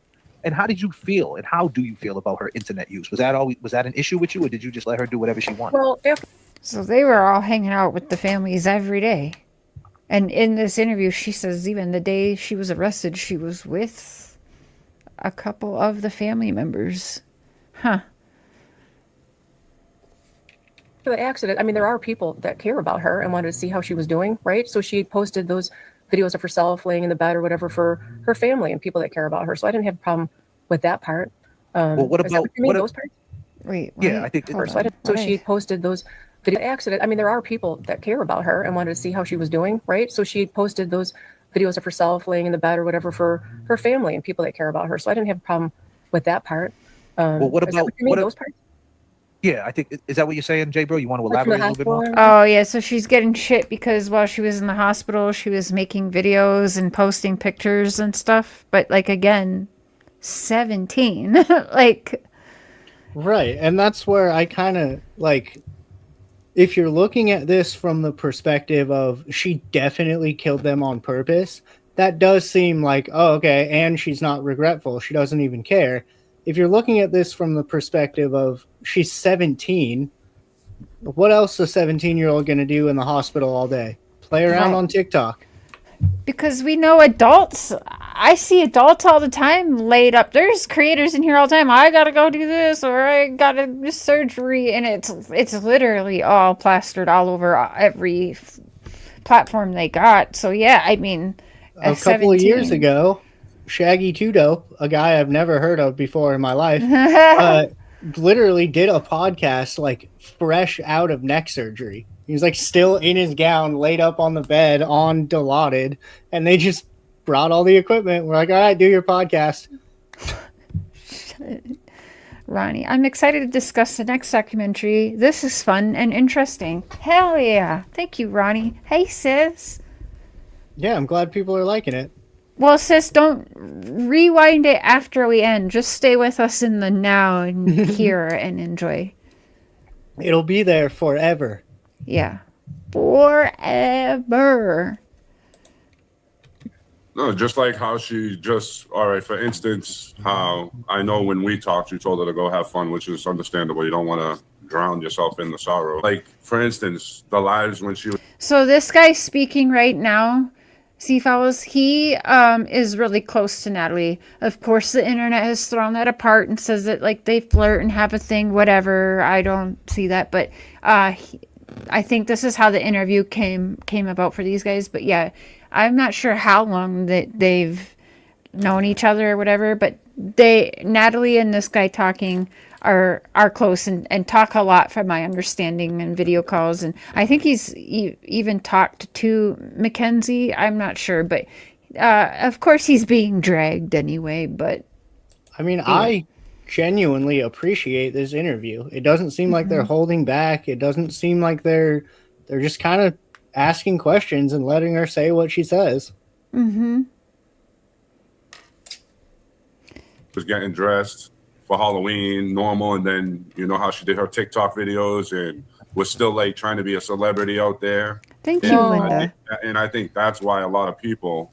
Listen, what they were doing, what those kids were doing was. Thank you, Linda, and everyone. Casey was super excited when he started talking about a podcast. He's like, but I can't ever nail down a good co-host. Yeah. I was like, hello, hello. And then, yeah, here we are. I'm glad you guys enjoy it. Yeah, it's been a really good reception. I wasn't exactly sure how this was going to go. I didn't think it'd be bad, but I wasn't sure exactly how this was going to go. It's been really cool so far. Yeah, this is fun. This is like when I first joined doing panels and stuff with true crime, this is the type of stuff we were doing. We were having conversations. We were pulling up documents. We were, I love it. Yeah, hanging out. Yeah. So sweet. And it was turned around I feel so bad for them. Hey, actions. Okay. Because what they did was, so Mackenzie's home from the hospital and she's laying in bed, immobilized. Remember, because she broke everything, right? Including her spine, or she got her C1. I can't even believe she can even walk, right? So she was laying in bed for 3 months, unable to walk, unable to do anything. The whole time scrolling, looking at his pictures, his music. Yeah, so she broke ribs, parts of her spine, her neck, and also don't forget, she was wasn't it from hip to ankle? Sliced open down to the bone. It was something like that. Yeah, it was gnarly. Yeah. So terrible. Hi, body filler. Welcome. Memories, living. Sorry? No, just kind of going back to that. When you see what that car looks like, it's hard to believe anybody believed anybody was making it out of that. Whether she was passed out or awake, whether they were fighting, whatever, it baffles me that some people think, no, she did this on purpose and meant to live. Yeah, that's wild. She did this on purpose just to kill Dom because she was mad at him and thought that she was going to walk out of there. And then, just fuck the other guy. We barely knew him. No, I don't think so. Yeah, that's a wild darkness, take right? to have on this. I don't know how that just even played by the time she was able to get up and kind of start to move around, I would be like, honey, it's okay to be sad. It's always okay to be sad. We just can't live there, right? We just can't live there. So I wanted her to go. Her friend, Rosie, was in college and wanted her to come for the weekend, right? So I was like, you need to get up, change the scenery, get off your phone, go be with your friends, and go get out of your head, right? Go get out of your head. So her friends took a moment for them to go do something. And actually the whole thing, what they did was in honor of Dom and Davion. What happened with this appeal being denied? Can you speak to that?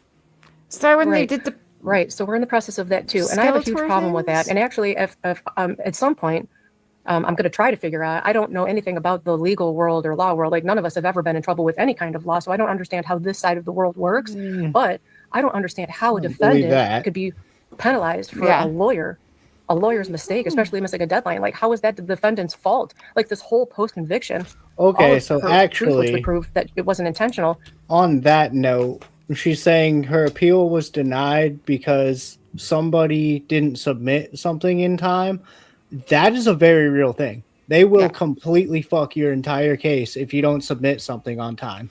That might actually be true. I think it was a couple things, yeah. Yeah. Yeah, we've seen that in other cases, especially because some attorneys know each other and make deals with each other, and hey, you lose this case, you'll get that case. It's like weird shit like that, you guys. Like, We'll get there.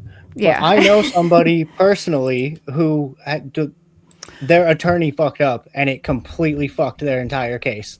Wasn't their fault. They did nothing wrong. Literally, a dude didn't hit send on an email in time and it unraveled the entire thing. What the fuck? Yeah, it's ridiculous. So that is a very possible, like, she might actually be telling the truth there. Mm-hmm. Lives and dies in this document that's now they're saying is a day late. I don't think that that's right. Do you think that Mackenzie, right now that you see her going through all this, right? Do you think Mackenzie has any type of mental issue at all? Like that now that you see, like your personal look, I know you're her mom's and you got to stick up for her, but do you think that she should be evaluated? You think there's a misdiagnosis somewhere? I think she's maybe, well, ADHD, ADD, but nothing more, nothing, anxiety, like all of that. There's nothing, no. Okay. She's been in therapy. That's what I mean. Like she's been in therapy. Like yeah. We'll go back to that behavioral thing one more time too. Go ahead. Like therapy before all of this. Well, I mean, it's going to be shocking. Some of you may not believe this. I've talked my way out of being what do you call it? Institutionalized for 72 hours because I was being a fucking crazy person. And then I was able to talk my way out of it. So like, yeah, she went to therapy and she said, I'm cool. I feel better now. I've been there. Yeah. And then you do like this little paper where honestly you can Are we going to stop using knives inappropriately? Yes. Yeah. Tammy says your makeup looks really cool. Thank you, Tammy. My favorite face is the black and white Joker, but I cannot remember what he's called. Yeah. She was also talking to a therapist in there as well, who has all those letters at the back of her name. And if there was something there, she would have been. So okay, cool. So when she was in a juvenile facility, doctors came in and she was open to them and talked to them. I wanted the word cuppa, as in cup of tea. We'll never know. She did speak at the trial. There was a letter they read at the trial. She spoke on her behalf. What was that letter like? What did she say? Well, I can't remember word for word, but her behavior was great. She was like, I'm probably going to get ripped on for saying this, but she was like a star student. I don't know how else to say it. So she. Lyrics by Ken says, stay away from the therapist. Yeah, I don't trust therapists, actually. They will make you crazy. Yeah. I quit all my anxiety, depression meds, and I felt better without them than with them.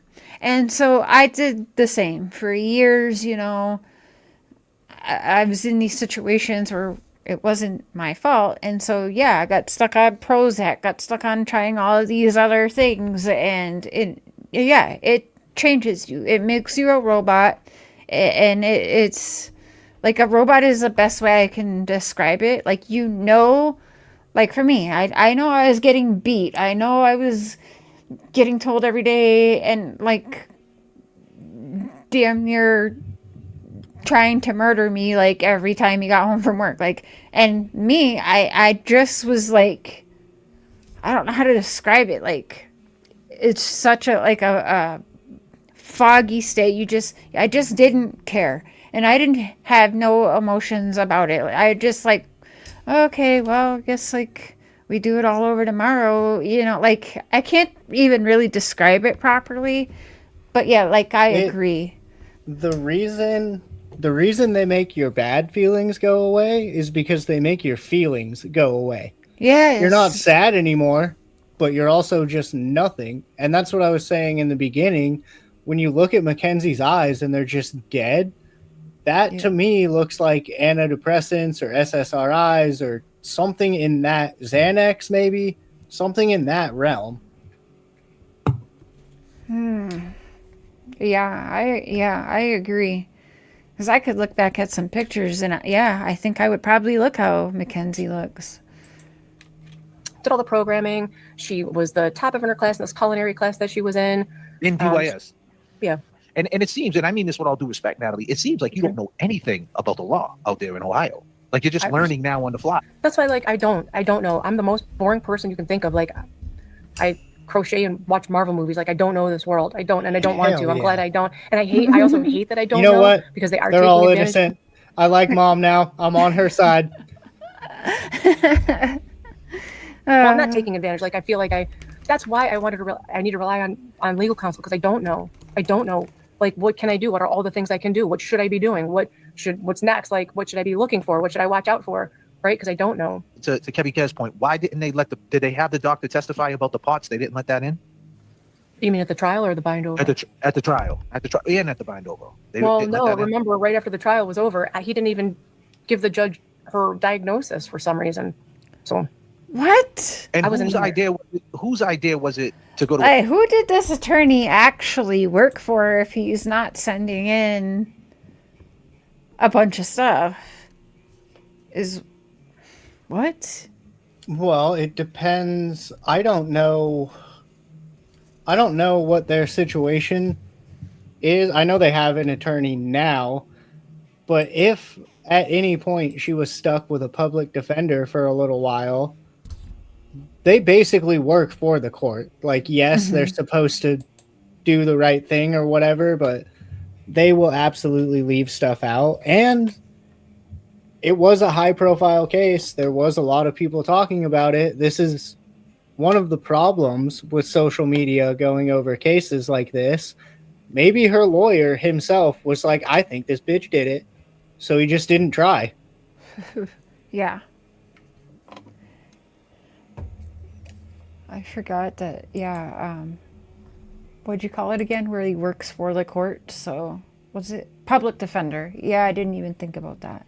Sounds like a crooked Eddie. Yeah. Yeah. A bench trial. And when they said go to the bench trial. Or like Sifal says, if it was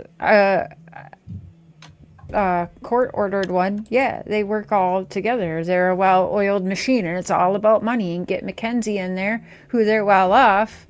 Like, they're getting a certain amount of money. Like, don't forget that too. So, and then judges made money, attorneys made money, and like all these things. I think she's got a new attorney now. The end of that documentary looked like she had an attorney there, and that looks like a different attorney. A public defender is not doing a documentary for Netflix. I'll tell you that right now.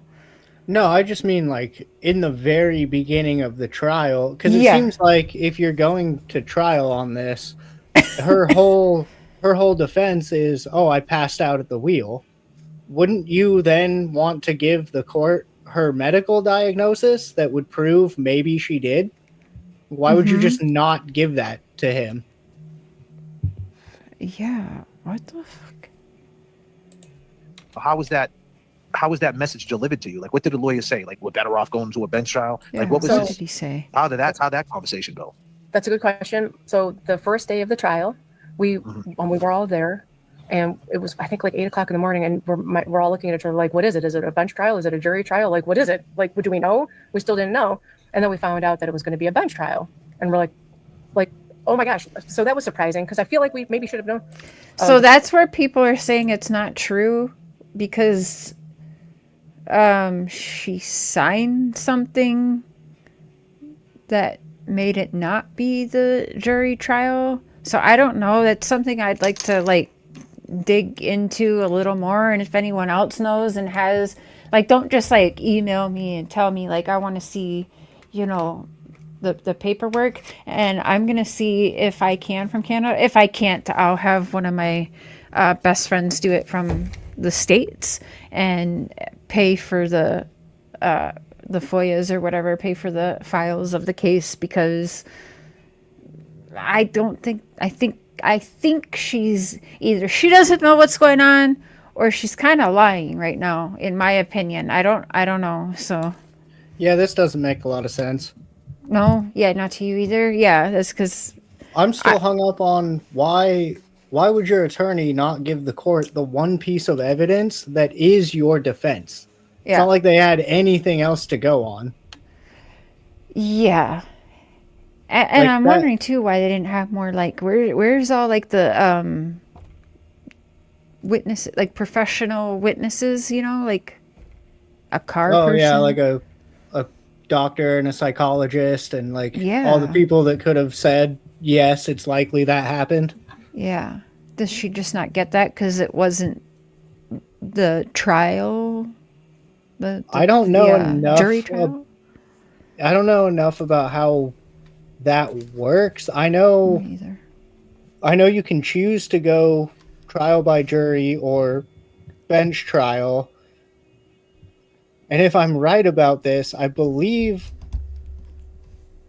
a bench trial is more like get it done and out of the way quickly. Like it's supposed to be Yeah. more of a speedy trial kind of thing, which would lend itself to stuff not being turned in on time and mistakes being made and whatnot. I don't know. That still doesn't make sense, though. I don't think he would fuck up that bad. Right. That's what I heard. They wanted this done quicker because it had already dragged out for like 2 years or something like that. Yeah. Before that. But sorry, my bell is ringing. And then I found out months after she was at Marysville that she wanted a jury trial. And Who wanted the jury trial? Mackenzie. Getting into any fights in DYS? Well, she was the victim of a couple of them for sure, which was scary. Some of the children, as you can imagine, can be pretty aggressive. This is the craziest part that people don't know, or maybe they do know. I don't know. Maybe they heard it and really didn't put it together, right? So after she was sentenced, the way she was sentenced, I had to sit there and listen to the judge's summation, right? She picked that route. She chose that time of day. Everything that she said, right? And I know that didn't happen, but I'm like, what? Because none of what she said was in the trial. You can read the transcripts. Like nothing she said was in the trial. So I was like shocked and like, what is happening? What? What read is the she transcript saying? and- But Yeah, what does she mean? Everything that she said, right? To the judge's summation, right? She picked that route. The judge's summation. Is that far enough? Are you confused too? I think what she's saying is during the judge's summation of the trial, the judge didn't say any. She basically didn't tell Mackenzie's side. Okay. But that, again, makes no sense to me. What do you mean? Yeah, this is weird. Right? She picked that route. She chose that time of day. So Mackenzie, Everything that she said, right? And I know that didn't happen, but I'm like, what? Because none of what she said was in the trial. You can read the transcripts. Like nothing she said was in the trial. So I was like shocked and like, what is happening? Like, what is happening? So I didn't know to the extent though. So when she was saying those things to me, I was like freaking out and like shocked because none of that, I don't even know where she got that information or why she would say something like that. What? Okay. And then the other part was, that's why we just got to get this whole interview because this is edited to make this shorter video because I think it was like a 3-hour show and there's something, I don't know. I'm still really confused. She's either saying that the judge basically didn't take what Mackenzie said into consideration, or she's saying that the judge was talking about how she knew that route and she did this intentionally and blah, blah, blah. And basically the courtroom wasn't aware that the judge had that information. Yeah. Okay. And what does she mean? She picked that route and that time of day. That's what I'm saying. I think they're saying Mackenzie picked that road at 4 or 5 in the morning, whatever time it was, because she's an insane person who wanted to murder her boyfriend. Yeah. Huh. I think that's what I'm picking up. This got very confusing very quickly. Yeah. Okay. I'm glad I'm not alone, but holy shit. TikToks that they used, right, to make her look bad, or to use however they wanted to use them. Okay. There's no date on it, right? So they showed this as her making it after the car accident. and that wasn't the case. That was made like years before, right? But there was no, the TikToks that they used. So when she was saying those things to me, I was like freaking out and like shocked because none of that. I don't even know where she got that information, or why she would say something like that. Okay, and then the other part was the TikToks that they used, right, to make her look bad, or to use however they wanted to use them. Okay, there's no date on it, right? So they showed this as her making it after the car accident, and that wasn't the case. That was made like years before, right? But there was no date on it. And then so the judge said, Now, you know, is that a fact? What you saying? yes. That's So a when fact. the yes, So when the judge said the corpse ones then were before, because I was kind of curious about that because of how fucked up she was, and like getting them tight ass jeans on a leg that's been sliced to your bone from ankle to your hip. I don't know. In the documentary, they presented it as, look how she's not mourning the death of her boyfriend. Look how she's doing TikTok dances with her friends. So I don't know when the date on that video actually is, but it was presented to me as afterward, like a couple months afterwards when she could walk again. Huh. Yeah. That's interesting. I appreciate the panelverse and honest civil on these topics. I once flew too close to the sun, took some heat, but I still think these are important topics to discuss. Sorry, I don't say much. That's okay, BTTV. This is slowly becoming the channel of people who flew too close to the sun and now just want to come back and like have fun conversations again. Yeah. I've been through it. Cher's been through it. Eli's been through it. Tammy's been through it. Like pretty much everyone we know has the same story where it's like most YouTubers suck. I want to hang out over here. Civil discourse. Yeah. I mean, yeah, we can have our different thoughts and not be assholes. Caramel Frappuccino. Yes, this is her mother, Natalie, speaking. You can hear her. Her dad does chime in and pops in for a minute. What do you guys think, though? Do you want to see us like cover more than just tonight on this? Because we got prison calls. We got a lot. We could. We're in 2.5 hours, and I could still talk for days just on this one topic. Do y'all want a part 2 to this? Make sure you tell like Eli in the comments, or Eli. Yeah. Tell Casey in the comments. Oh, well, yeah, you can do that. Definitely tell me in my comments. Yeah. I was also going to say, if Stuck is still on after we're done, everybody just go troll the shit out of them relentlessly. Yeah. Yeah, for sure. But no, there's so much to this case. I feel like we could be on this topic for like a month. Yeah, we should do a part 2 because I like I said, I'll get the membership so we can pull the actual interview up. But I would like to go over some of the calls with you as well, and maybe even some of the hearing, like the body camera footage and some of the court hearing, like the judge and everything too, if you want. I am more curious about that trial than anything. Because again, this documentary is fucking biased garbage, honestly. The whole thing is to make Mackenzie look bad. So they don't put a lot of the trial in. They just put the parts where it's like, oh, look how bad she is. So I'd be interested to see what the other side of that was. Yeah. Tammy, I feel like her mom is just trying to sell the idea too much on the date it was done. It could be. Her mom is definitely going... She either knows something everyone else doesn't, which is possible, or she's going way too far trying to protect her daughter, given that we're already... Like, she's already in prison. That's happening. Yeah. Like you said...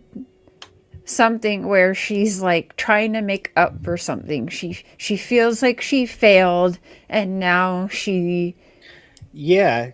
So when you watch the actual documentary, The Crash, I noticed pretty early on that like it would cut to, oh, here's Mackenzie partying and living with her boyfriend and doing all this, and then it would cut back to her mom, and her mom was just kind of like, yeah, well,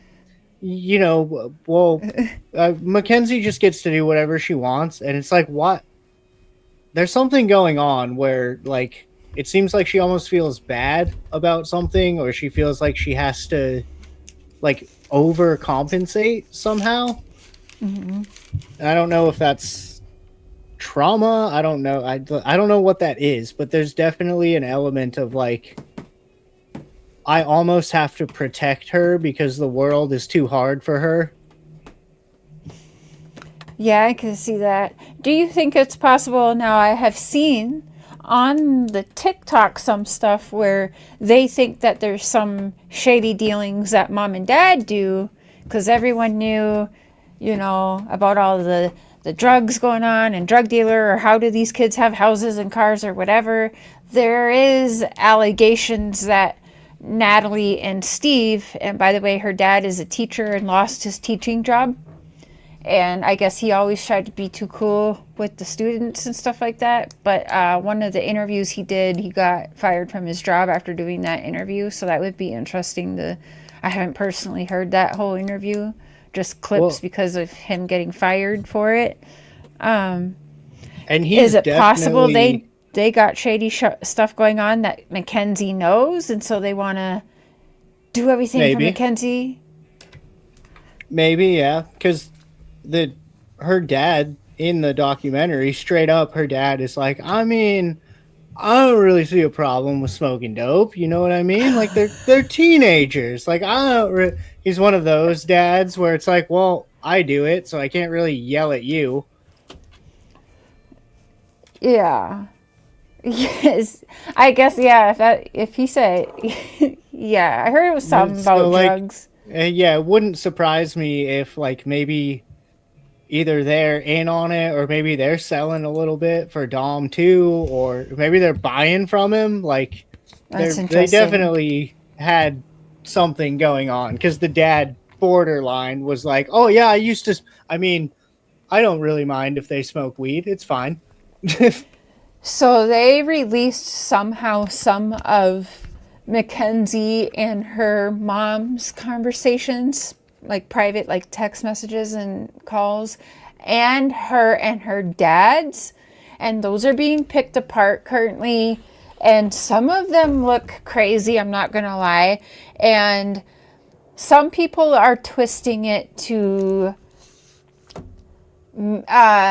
some people are taking it like Mackenzie and her dad were having inappropriate relationships because of what some of the text messages say in the middle of the night. So that would be interesting to go over with you as well. I don't personally think that, but I do wonder if some of the other people's thoughts about drugs and stuff happening in their house and allowing Kenzie, or even doing them with Kenzie, was going on, possibly. But I don't know. That's, again, just what's going around and possibilities. Yeah, I mean, I haven't seen any of the texts. I didn't really get that vibe from the interviews I have seen. I do get the vibe that he would totally be like partying with the kids, and like that's inappropriate, sure, but I don't think there was any weird like essay or like anything. But again, I'm basing this off of a documentary that I've been very open about. I think is terrible. Mm-hmm. Yes, part 2. Need a part 2. Yeah, we'll have to look at all of it. Yeah. Okay, yeah, I agree. So there's some texts where she's specifically texting her dad in the middle of the night at like 17 years old. And it's asking her dad about bringing her warm milk. Now, she's lactose, so she doesn't drink milk. And that's been for forever. So to ask for warm milk is odd. And I will have to admit that in the kind of stuff that I dig into, and Tammy digs into, and Tara digs into, and like trafficking and ancestral abuses, and so warm milk is definitely in the book of coded things. Well, yeah, I mean, you already know what it could stand for. that's exactly what it sounds like it is. It could also be like, I'm literally just speculating here, but let's say my theory about her being on either antidepressant medication or like Xanax or something in that realm. Maybe dad has the script and that's where she's getting it. And she couldn't sleep one night. And she was like, hey, can you bring me some warm milk to help me sleep? Because she didn't want to ask her dad for drugs.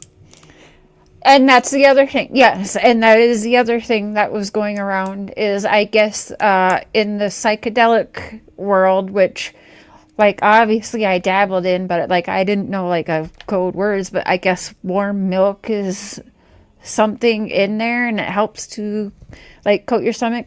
Now this is I do know if you're taking lots of meds and drugs, warm milk does coat your stomach and does help you not throw up. And also lactose, I mean, she might have almond milk or cashew milk or soy, or like, I don't even know, but the milks, it maybe just calls it milk because it's milk to her. I don't know.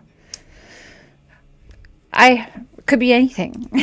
But yeah, there's a lot of weird text messages. Yeah, that's odd for sure. I don't necessarily jump straight to ancestral SA or anything like that, but it's definitely a weird thing to say. Yeah. I've never asked my dad for warm milk. He wouldn't bring it to me. Like at 17 years old even. Yeah. I mean, yeah, it's weird, but you have to think too that's when she was sliced and diced and she wasn't like walking properly at that time. So someone would have to bring her what she needed. Okay, on that note, when my friend snapped his femur when we were like 20 and 21, he snapped his femur and I just kind of lived with him for a couple of months because he like couldn't walk, and he ate several milkshakes almost every day. It was just a milkshake thing. I have not seen him eat milkshakes before or since. So like there is a weird thing when you're hurt. You just want like comfort food, I guess. Mm-hmm. And then side note to the end of that story, we went back to they had to put a rod through his bone and screw everything in place. And we went back to the appointment to make sure his bone was growing back together. And we had just been like smoking weed and drinking milkshakes and skateboarding and like not taking care of his leg at all. Mm-hmm. And the doctor just looked at him and went, look, I know you're not doing what I told you to do. I don't want to know what you're doing. Your leg is healing better than it should be at this point. And we were just like, cool, fucking milkshakes it is. You'd be hurting for a certain. Yeah. It was a school teacher saying those things. Could be. Yeah. If you're saying if her dad was a school teacher, yeah, I can totally see him being like too friendly with the students and getting in trouble for it. Mm-hmm. But again, I think it's ripping a joint out behind the high school. I don't think he's like creeping. Let's see now. Let's save this for when we get the actual interview. Do you want me to pull up something else that we can go over? If you want to keep going, yeah. Do you want to keep going on that, or do you want to wait till I pay and we get like the actual unedited and we can go through it? But yeah, we can do that. Do you want to see? I kind of want to see. Do you care if I pull up some of the body cam from when she got arrested? No. I don't know that I've seen much of that either. Okay.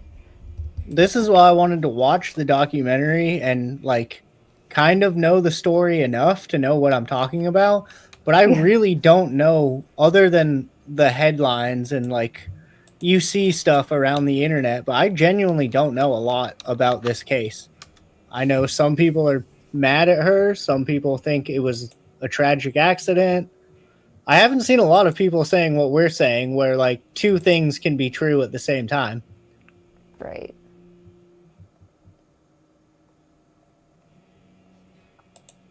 Okay, share screen again.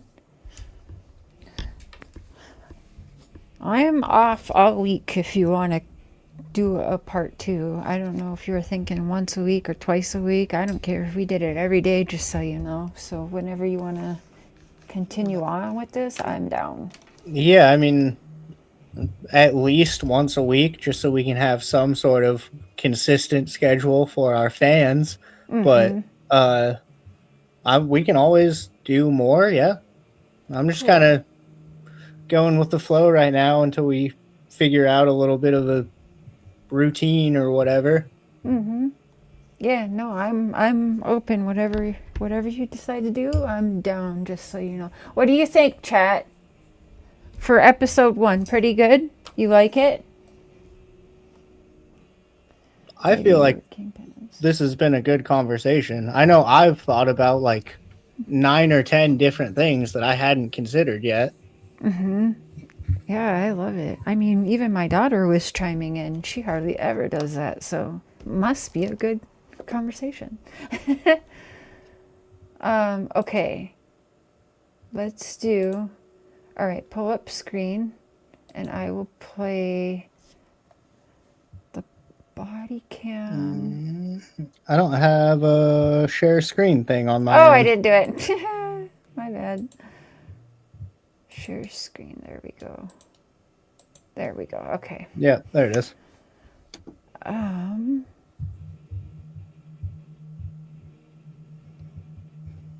Okay, so Sometimes I feel that teens think they're invincible and can handle almost it. That's kind of what I was saying earlier, Tammy, is like, I don't know if she meant to do anything. I think she just didn't realize there's actual consequences. Yeah, because she's so used to, like, mommy and daddy fixing everything for her. Like, even in school. Well, this teacher didn't like this. Well, fuck that teacher, basically. But this was too real life to where mommy and daddy couldn't clean up the mess.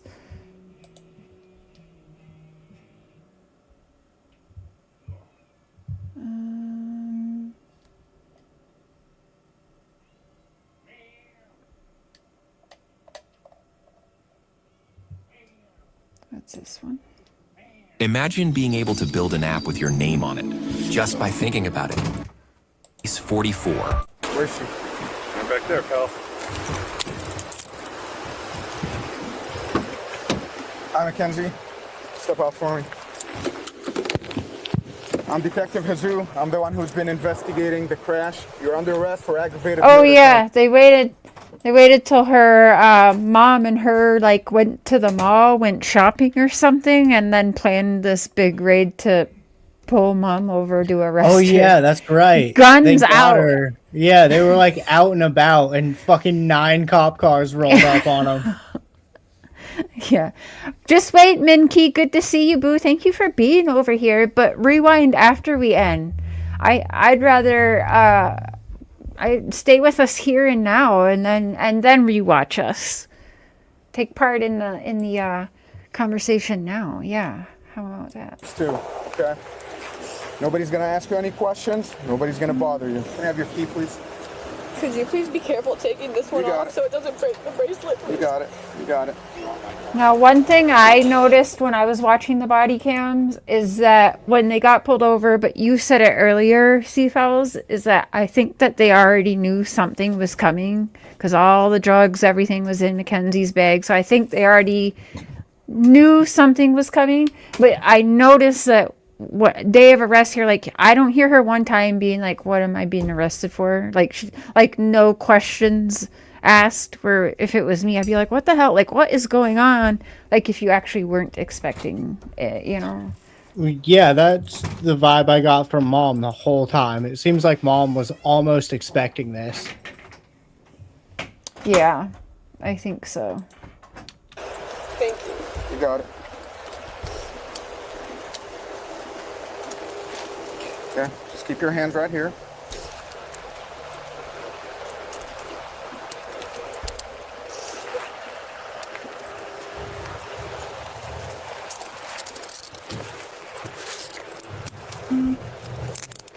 Oh, I know some people. Not gonna tighten these, okay? I don't want to hurt you. Yeah, right. You tighten those bitches down all the way. She has no wrist. Yeah.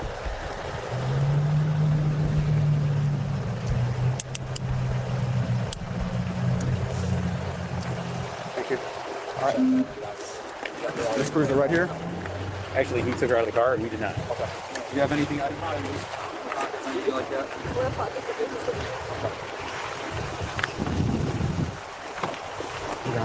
That's your head going in.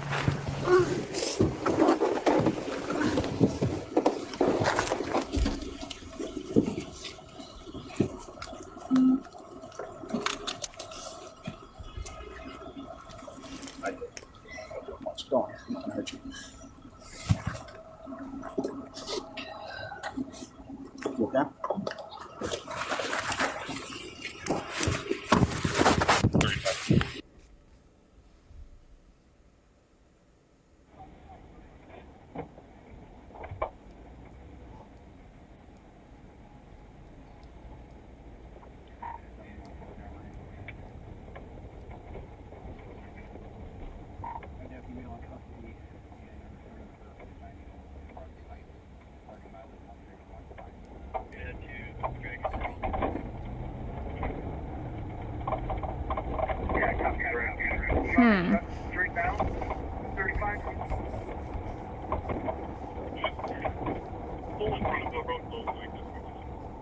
It does almost seem like she was ready for this.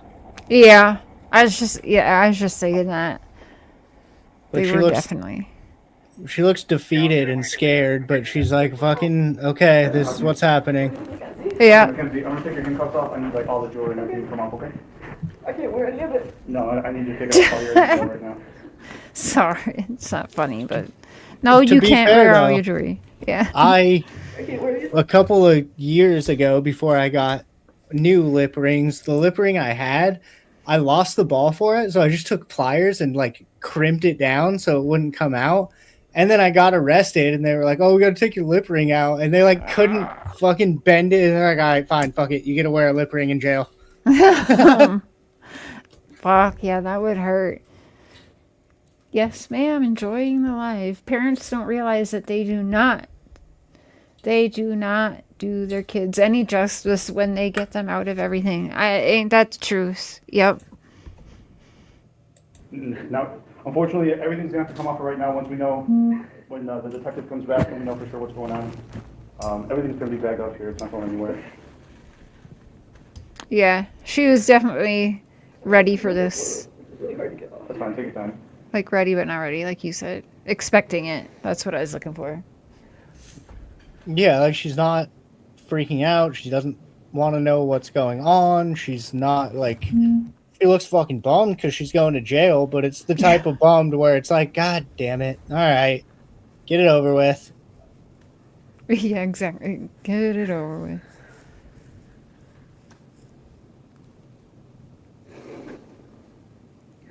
What are the green, for those extensions, clips? You're gonna need to I take can't those take out. them out. They're like in my they're like in. Okay. Look at flyers, we can get them out.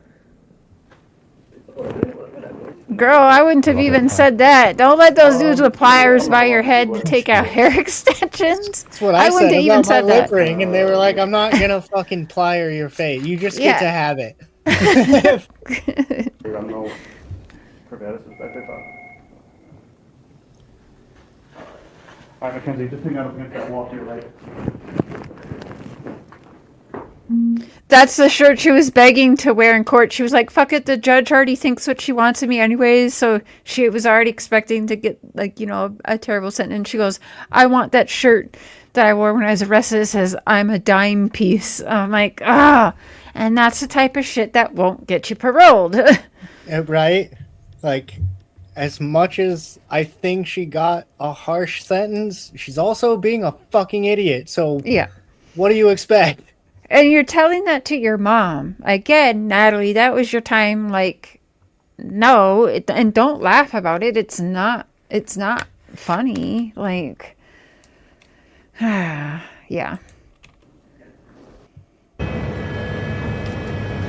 Like, I would really like to have a conversation with Natalie because I don't have a problem with her. I think she just needs education on understanding that, like, everything's recorded and being put out there, and, like, support your daughter. Yeah, cool, whatever. And I do think there's wrongful charges here, you know, at the very least.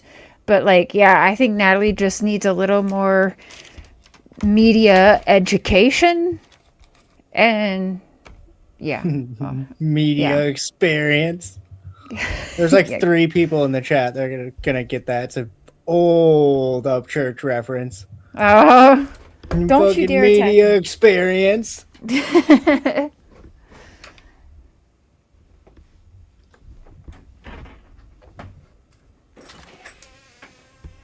Oh shit, sorry. I can go in and tell her not. It's not going anywhere. Really hard to get off. That's fine, take your time.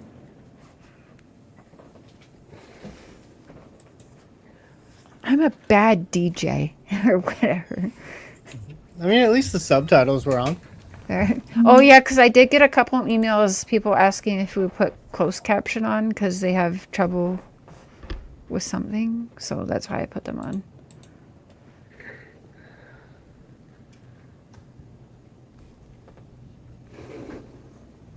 Damn, that's a lot of What are jewelry. the green for those extensions? Cliff? Yeah. I can't take them out. They're like in my they're like. Okay. What about that tie? I'm gonna hold off and see what ends up.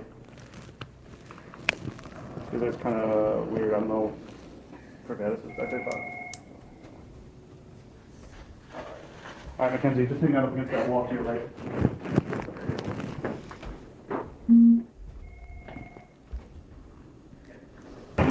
It's not hers, it's mine. It's in the car. I got it on phone. It's in your watch. So, but I need to speak to my daughter. Oh, this is interesting. Okay, yeah, listen to this, because this is where it might be this video. I think that they even say, like, we don't have anything to get it on, or something like that. It.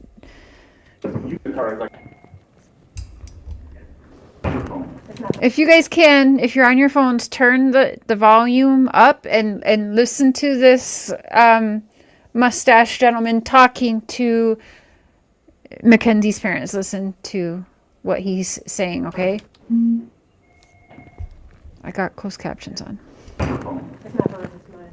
It's in the car. I got it on phone. It's in your watch. So, but I need to speak to my daughter because you guys aren't allowed to speak to her at all. That's from the lawyer. He does not want you guys speaking to her. And I can get him on the phone. He can tell you that over the phone if that works, or I can go in and tell her not to open her mouth. How you guys did this on the weekends is just what you like to just go, hey, there's a warrant for her. We would have brought her right down here with no problem. She hit it. It's just unbelievable. I mean, 18. So the warrant was issued today, so we executed it today. The warrant wasn't issued earlier. Well, you could have made a phone call, couldn't you? You had your creeper out in front of my yard watching. So, she can't take any, she's an adult, she can't take any phone calls right now. She'll be transferred downtown. Okay. I don't know when. Service just called her advice. She'll be transferred downtown. Okay, well, I still need to speak to my daughter so she understands what her, not to say anything to you guys. Okay, and I don't know about the phone, I would have to ask. Does that It's mine, it's not hers. does that read to you like they waited until she was 18 to arrest her? Yes. Yes. That's fucked up. I mean, I get it, but like that's fucked up. So she was actually an adult when she was tried then, not 17 like is around. But yes, and there's more he says too. But yeah, they waited because I think, yeah, they arrested her. Wasn't she birthday shopping? Because that comes out in the video too. Something around about her. I think they were birthday shopping. I don't remember what they were doing, but yeah, they were out shopping, doing something. Yeah. I do need it. I don't know about the phone, I would have to ask about that. Can you go find it's mine, it's not hers. I do need it. I have other children. And that's how we communicate. Yeah, and that's how we communicate. Okay, so I do need my phone. I mean, people had to roll out the whole mask to pick up an 18-year-old girl who could hardly walk out of a hospital visit. It's just beyond me. So we follow the law, and that's what we're doing today. So her, the phone that was in her hand is the one that we took, but I'd have to check with the detective to find out what's going on with that. I don't know the answer to that. Can we find out? I do need it like right now. Let me at least. I have another child. Oh, I get it. So you got a lot. Am I going to be allowed to have a 2-minute conversation with her? You cannot talk to her while she's here. No. Why doesn't she get a phone call? If you arrested her, why don't she get a phone call? She was just brought in. They're going to process her. As soon as they get the time for her to make a phone call, she will be able to make a phone call. You just need to advise her. She has a lawyer. She's a lawyer. She does have a lawyer. She is 18 years old and she could speak that. Yeah, but she's a dumb 18-year-old that just turned 18. Well, Okay. I mean, there's some truth. Okay. But yeah, that was fucking facts. Yeah. And so they want her phone immediately, and they're gonna give him the phone. So, but they must have already cloned it anyway. But yeah. So that was one thing I noticed too. Her mom in the documentary, her mom specifically is like, well, they asked if they could go through our phones. And I mean, I said yes. And you can tell she's thinking like, fuck, I shouldn't have let them go through those phones.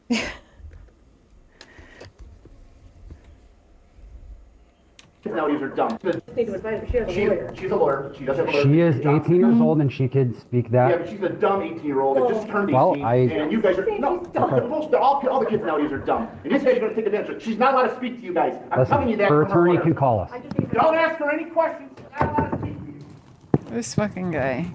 You put your shoes on and then bring a blanket out for me.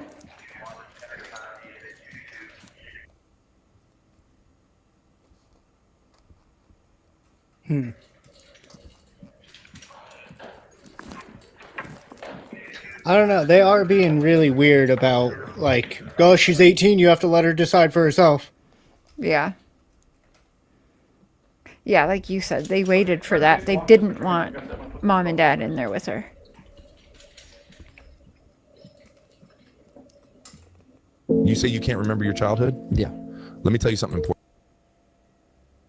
Huh. Okay, so that's new. I didn't know they waited until she was 18. Right. It must have been right after. Like, I mean, to play devil's advocate, they were probably already going to try her as an adult, and that does save one step. But at the same time, it's weird how adamant they are about she's 18. She's 18 years old. Like, yeah. Okay. They were waiting to say that. They were. Yeah. What day did Mackenzie Shrilla get arrested?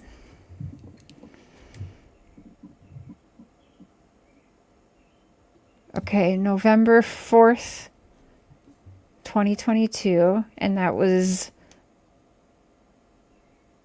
just over 3 months after the accident. Okay, November 4th. Okay. When is Mackenzie Shrilla's birthday?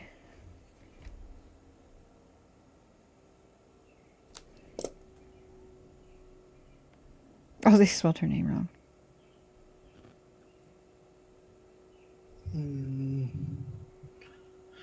Sorry, I'm nosy now. I just want to know. No, you're good. I wonder if the judge heard her jailhouse phone call. Probably. I would imagine. Could be why she was being snarky. I mean, maybe. Still unprofessional. They don't want mom and dad in there coaching her. I mean, yeah, that is an interrogation tactic to try to get someone alone. So maybe you can kind of get someone to do what you want them to do better if they're alone.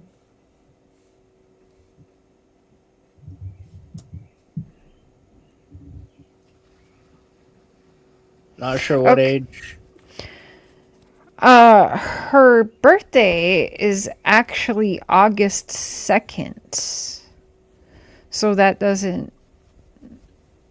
So her birthday was... The car accident happened July... When did Mackenzie Shrilla crash her car? July 31st, 2022, and her birthday is August 2nd.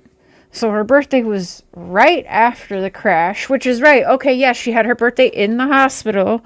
So, yeah, they didn't wait, like, right up to the day like I was just thinking, because she wasn't arrested till November 4th, it says, if this is correct. Yeah, that's a little the way he just said that made it sound like we waited until the day she was 18. Yeah. That's at least okay. There's a few months in between of alleged investigating and evidence and whatnot. All right, Yeah. fine. Yep. August, September, October, November. So 3 months, around 3 months. So, yeah. No. Property going down with her. Yeah, I don't know if they'll take it. You don't want still in the lobby? No. She left? If county doesn't take the property, just bring it back. I already had to fill out a form, so every month to come pick it up. That just needs to stay safe. That's like we're allowed to have stuff for down, so it just needs to stay safe. It will, regardless of what ends up happening. You want to change up? It's gonna be pretty loose. That's fine. Okay.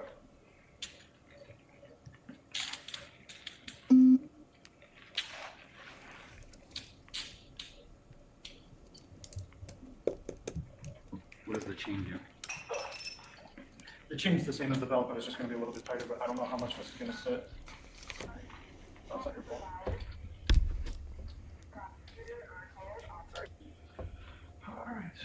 She's too skinny for the waist shackle thing. Oh, look at her, and the camera adds 10 pounds. Like, sheesh. Oh yeah, she's tight. That's why I was saying she clearly had an eating disorder too. Sis, Seafowls is gonna have to make you blue. It's weird to see you not blue. Well, yeah, huh? I've never seen her not blue.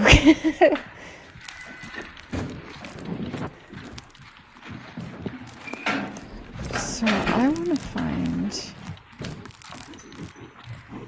the body cam. The back seat right here.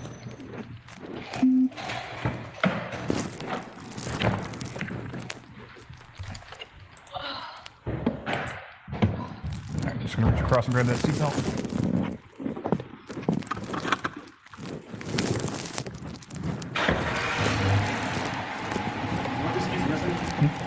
I stand right here. I'm gonna eye for me. How are you doing, officers? Good over there. At some point, all right, come this way. Walk over here. Are you listening because of the shoes? Or you listening because you hurt? Were you in a fight? No, I was in a car. Okay. When did this happen? June Okay. or July. All right. So what happened today? He is being charged. Home? Okay. No, they pulled that all over. Okay. Where you coming from? Home, hospital, what?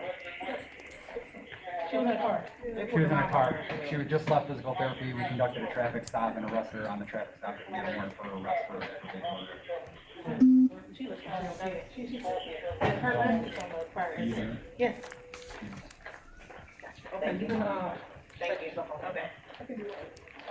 I'm sorry? Oh. Oh, yeah. You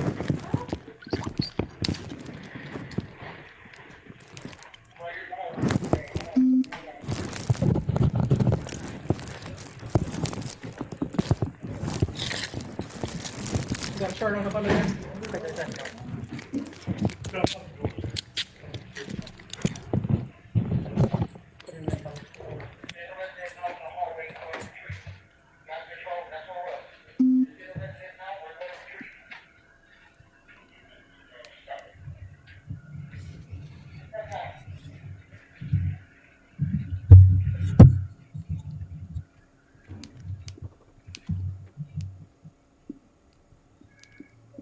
She's good. Oh, they're good. All right, you guys are all set. All right, thanks. Thank you. Have a good weekend. All right. I got another one. I just. Hey, there's pulled me. up. This is getting meta. Hey, I'm showing you out again. Okay. Actually, now we go. that might freaking bring some people here. You can watch a body cam footage, and then there's my dumbass. Like, hey. Yeah. Yeah, and you got the tags in there, right? Yeah.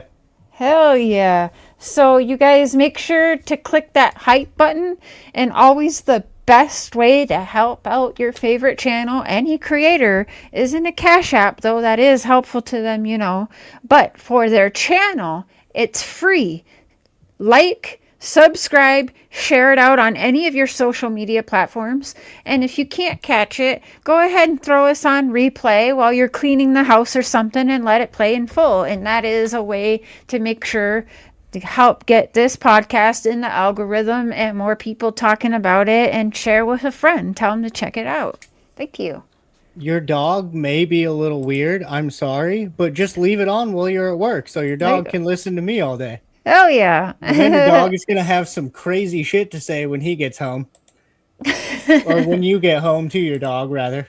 However this situation works. I don't know your life. No, I just had up. Hold on. I had.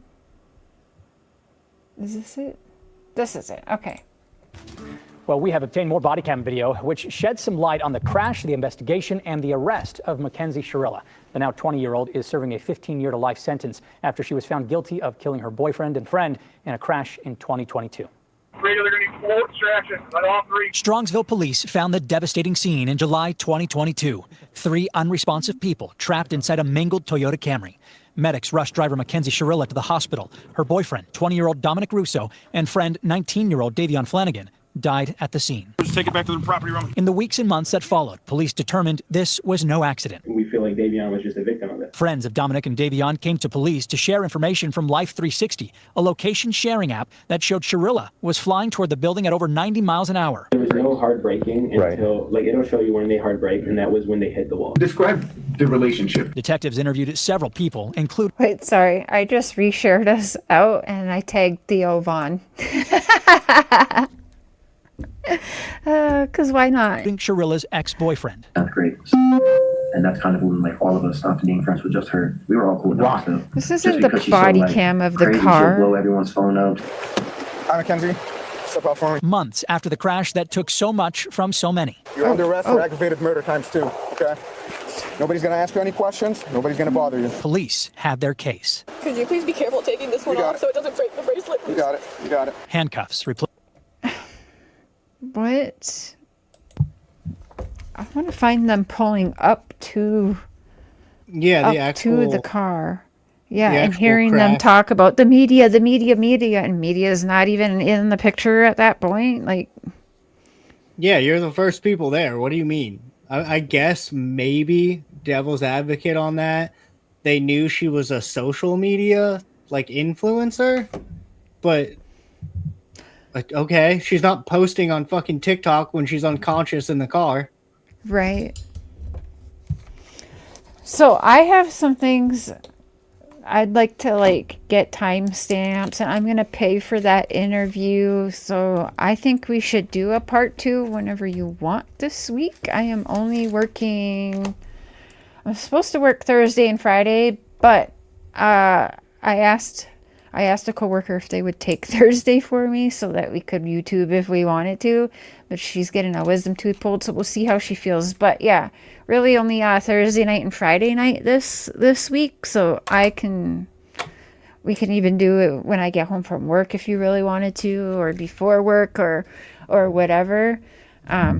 But yeah, there's a lot more I want to pull up. I want to get the body cam of them pulling up to the car. I want to get that interview.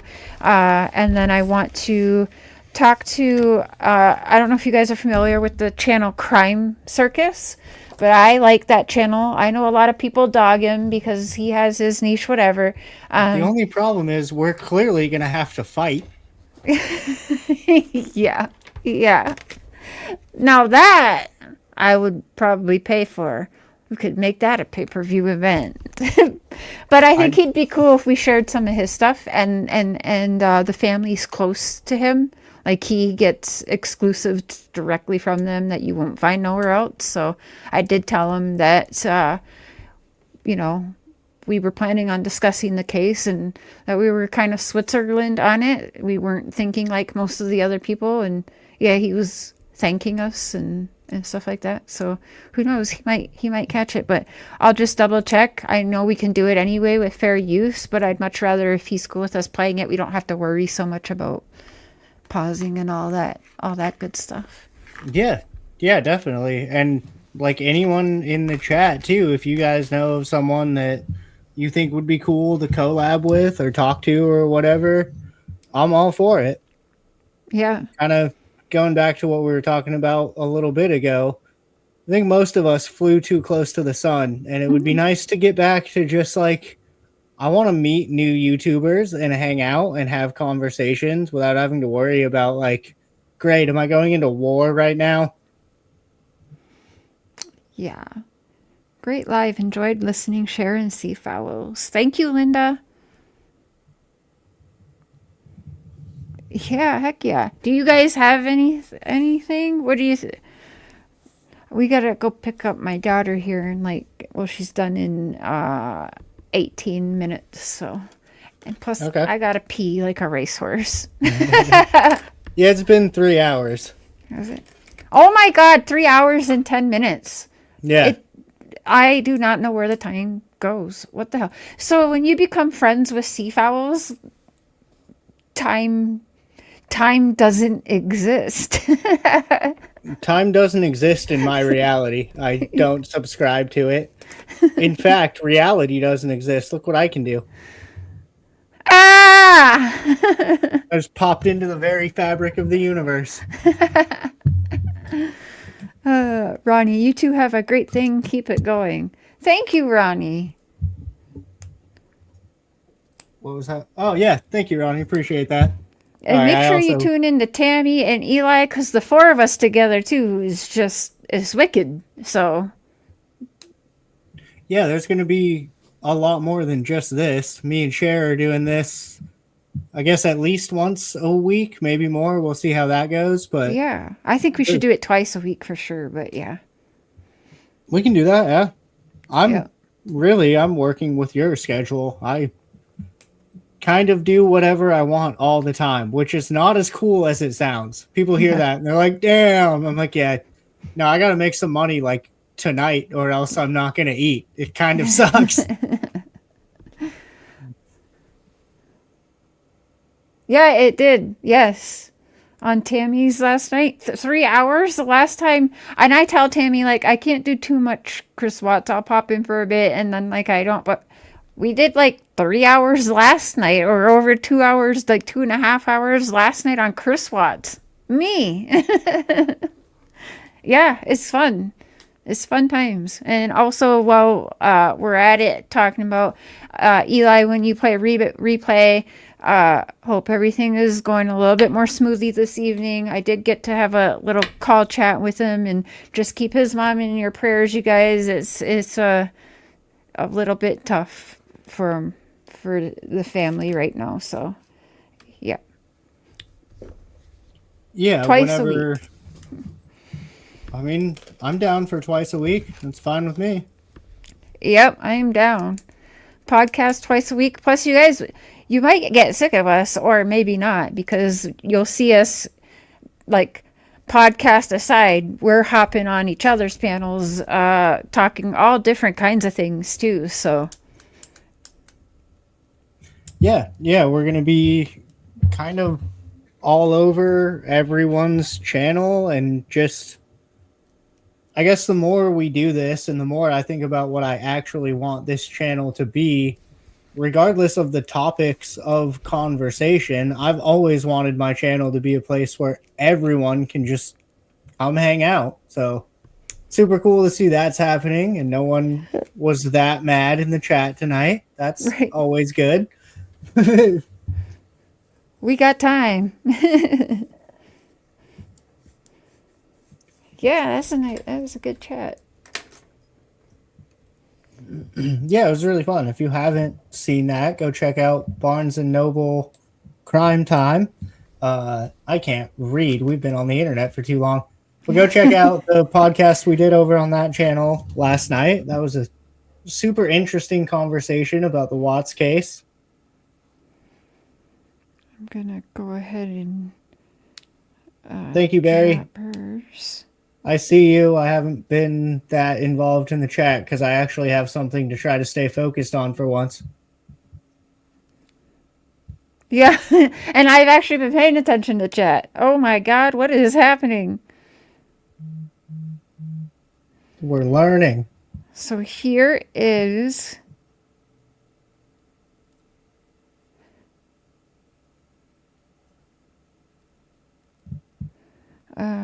Chris Watts.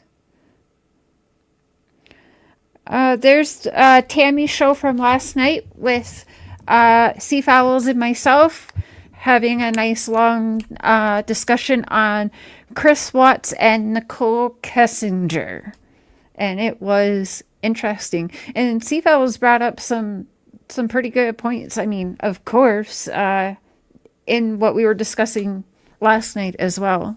So, and then tonight we got popping from my oldest baby. Like, what? What's happening? I get all the exclusives. Yep. I can't remember who it was, but a friend me and Eli met almost at the same time. For whatever reason, they ended up doing my podcast first, and I gave him so much shit. I get all the exclusives on my channel. Body filler. Happy birthday, Seafowls. Congratulations. Appreciate it, man. That's someone who's been around for a while. They started out trolling, and then eventually I kind of figured out their game, and now we're just friends. No, Cassidy did. Courtney's at work. We gotta go pick her up in like 12 minutes now. Cassidy did. She popped in and gave her 2 cents a couple times tonight about Mackenzie Shrilla. And what's really weird, we'll have to get her and Courtney on sometime on the next one, because I totally forgot this, but the girls went to high school with a girl named Mackenzie, and she too did stupid stuff in a car and killed her friend in the car. And the girls say a lot of this kind of sounds the same. So, yeah, they've been watching a lot of this because of their experience of someone they knew. So, yeah. Interesting. I know she's usually, yeah, I know Tammy. I know. Nope. She was in here hearing it, and she even come up to the mic a couple times and talked to the people. It was great. Yeah, that was really cool. I feel honored. Oh yeah. But yeah, I guess we'll let you get on out of here and go do the rest of your night. But I don't really know what the schedule is going to look like. We have a few shows planned out, so I don't know if we'll go straight into part 2 next time or how we want to do that yet, but there will definitely be more of these, and there will be a part 2 to this podcast. Heck yeah. You're welcome.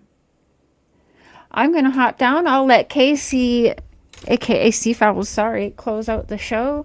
And I enjoyed this, excited for the next one. And I mean, I'll be texting you later. So thank you. Thank you for this idea. I love it. So I appreciate you. Bye, chat. Good night. All right. Well, that was super fun. Thank you, everybody, for being here. Thank you for all the new support that I've gotten lately. It's been really nice to see people coming over and subscribing and being so positive and really backing what we're trying to do. Yeah, it's fun to sit around and talk about cases and talk about conspiracies and theorize and do all that. But more than anything, like I said, I've just been so tired of the garbage on YouTube. It's nice to feel like I have the opportunity to make a space outside of all of that for people like the people in here who clearly want to just come have a fun conversation and not worry about ridiculous nonsense.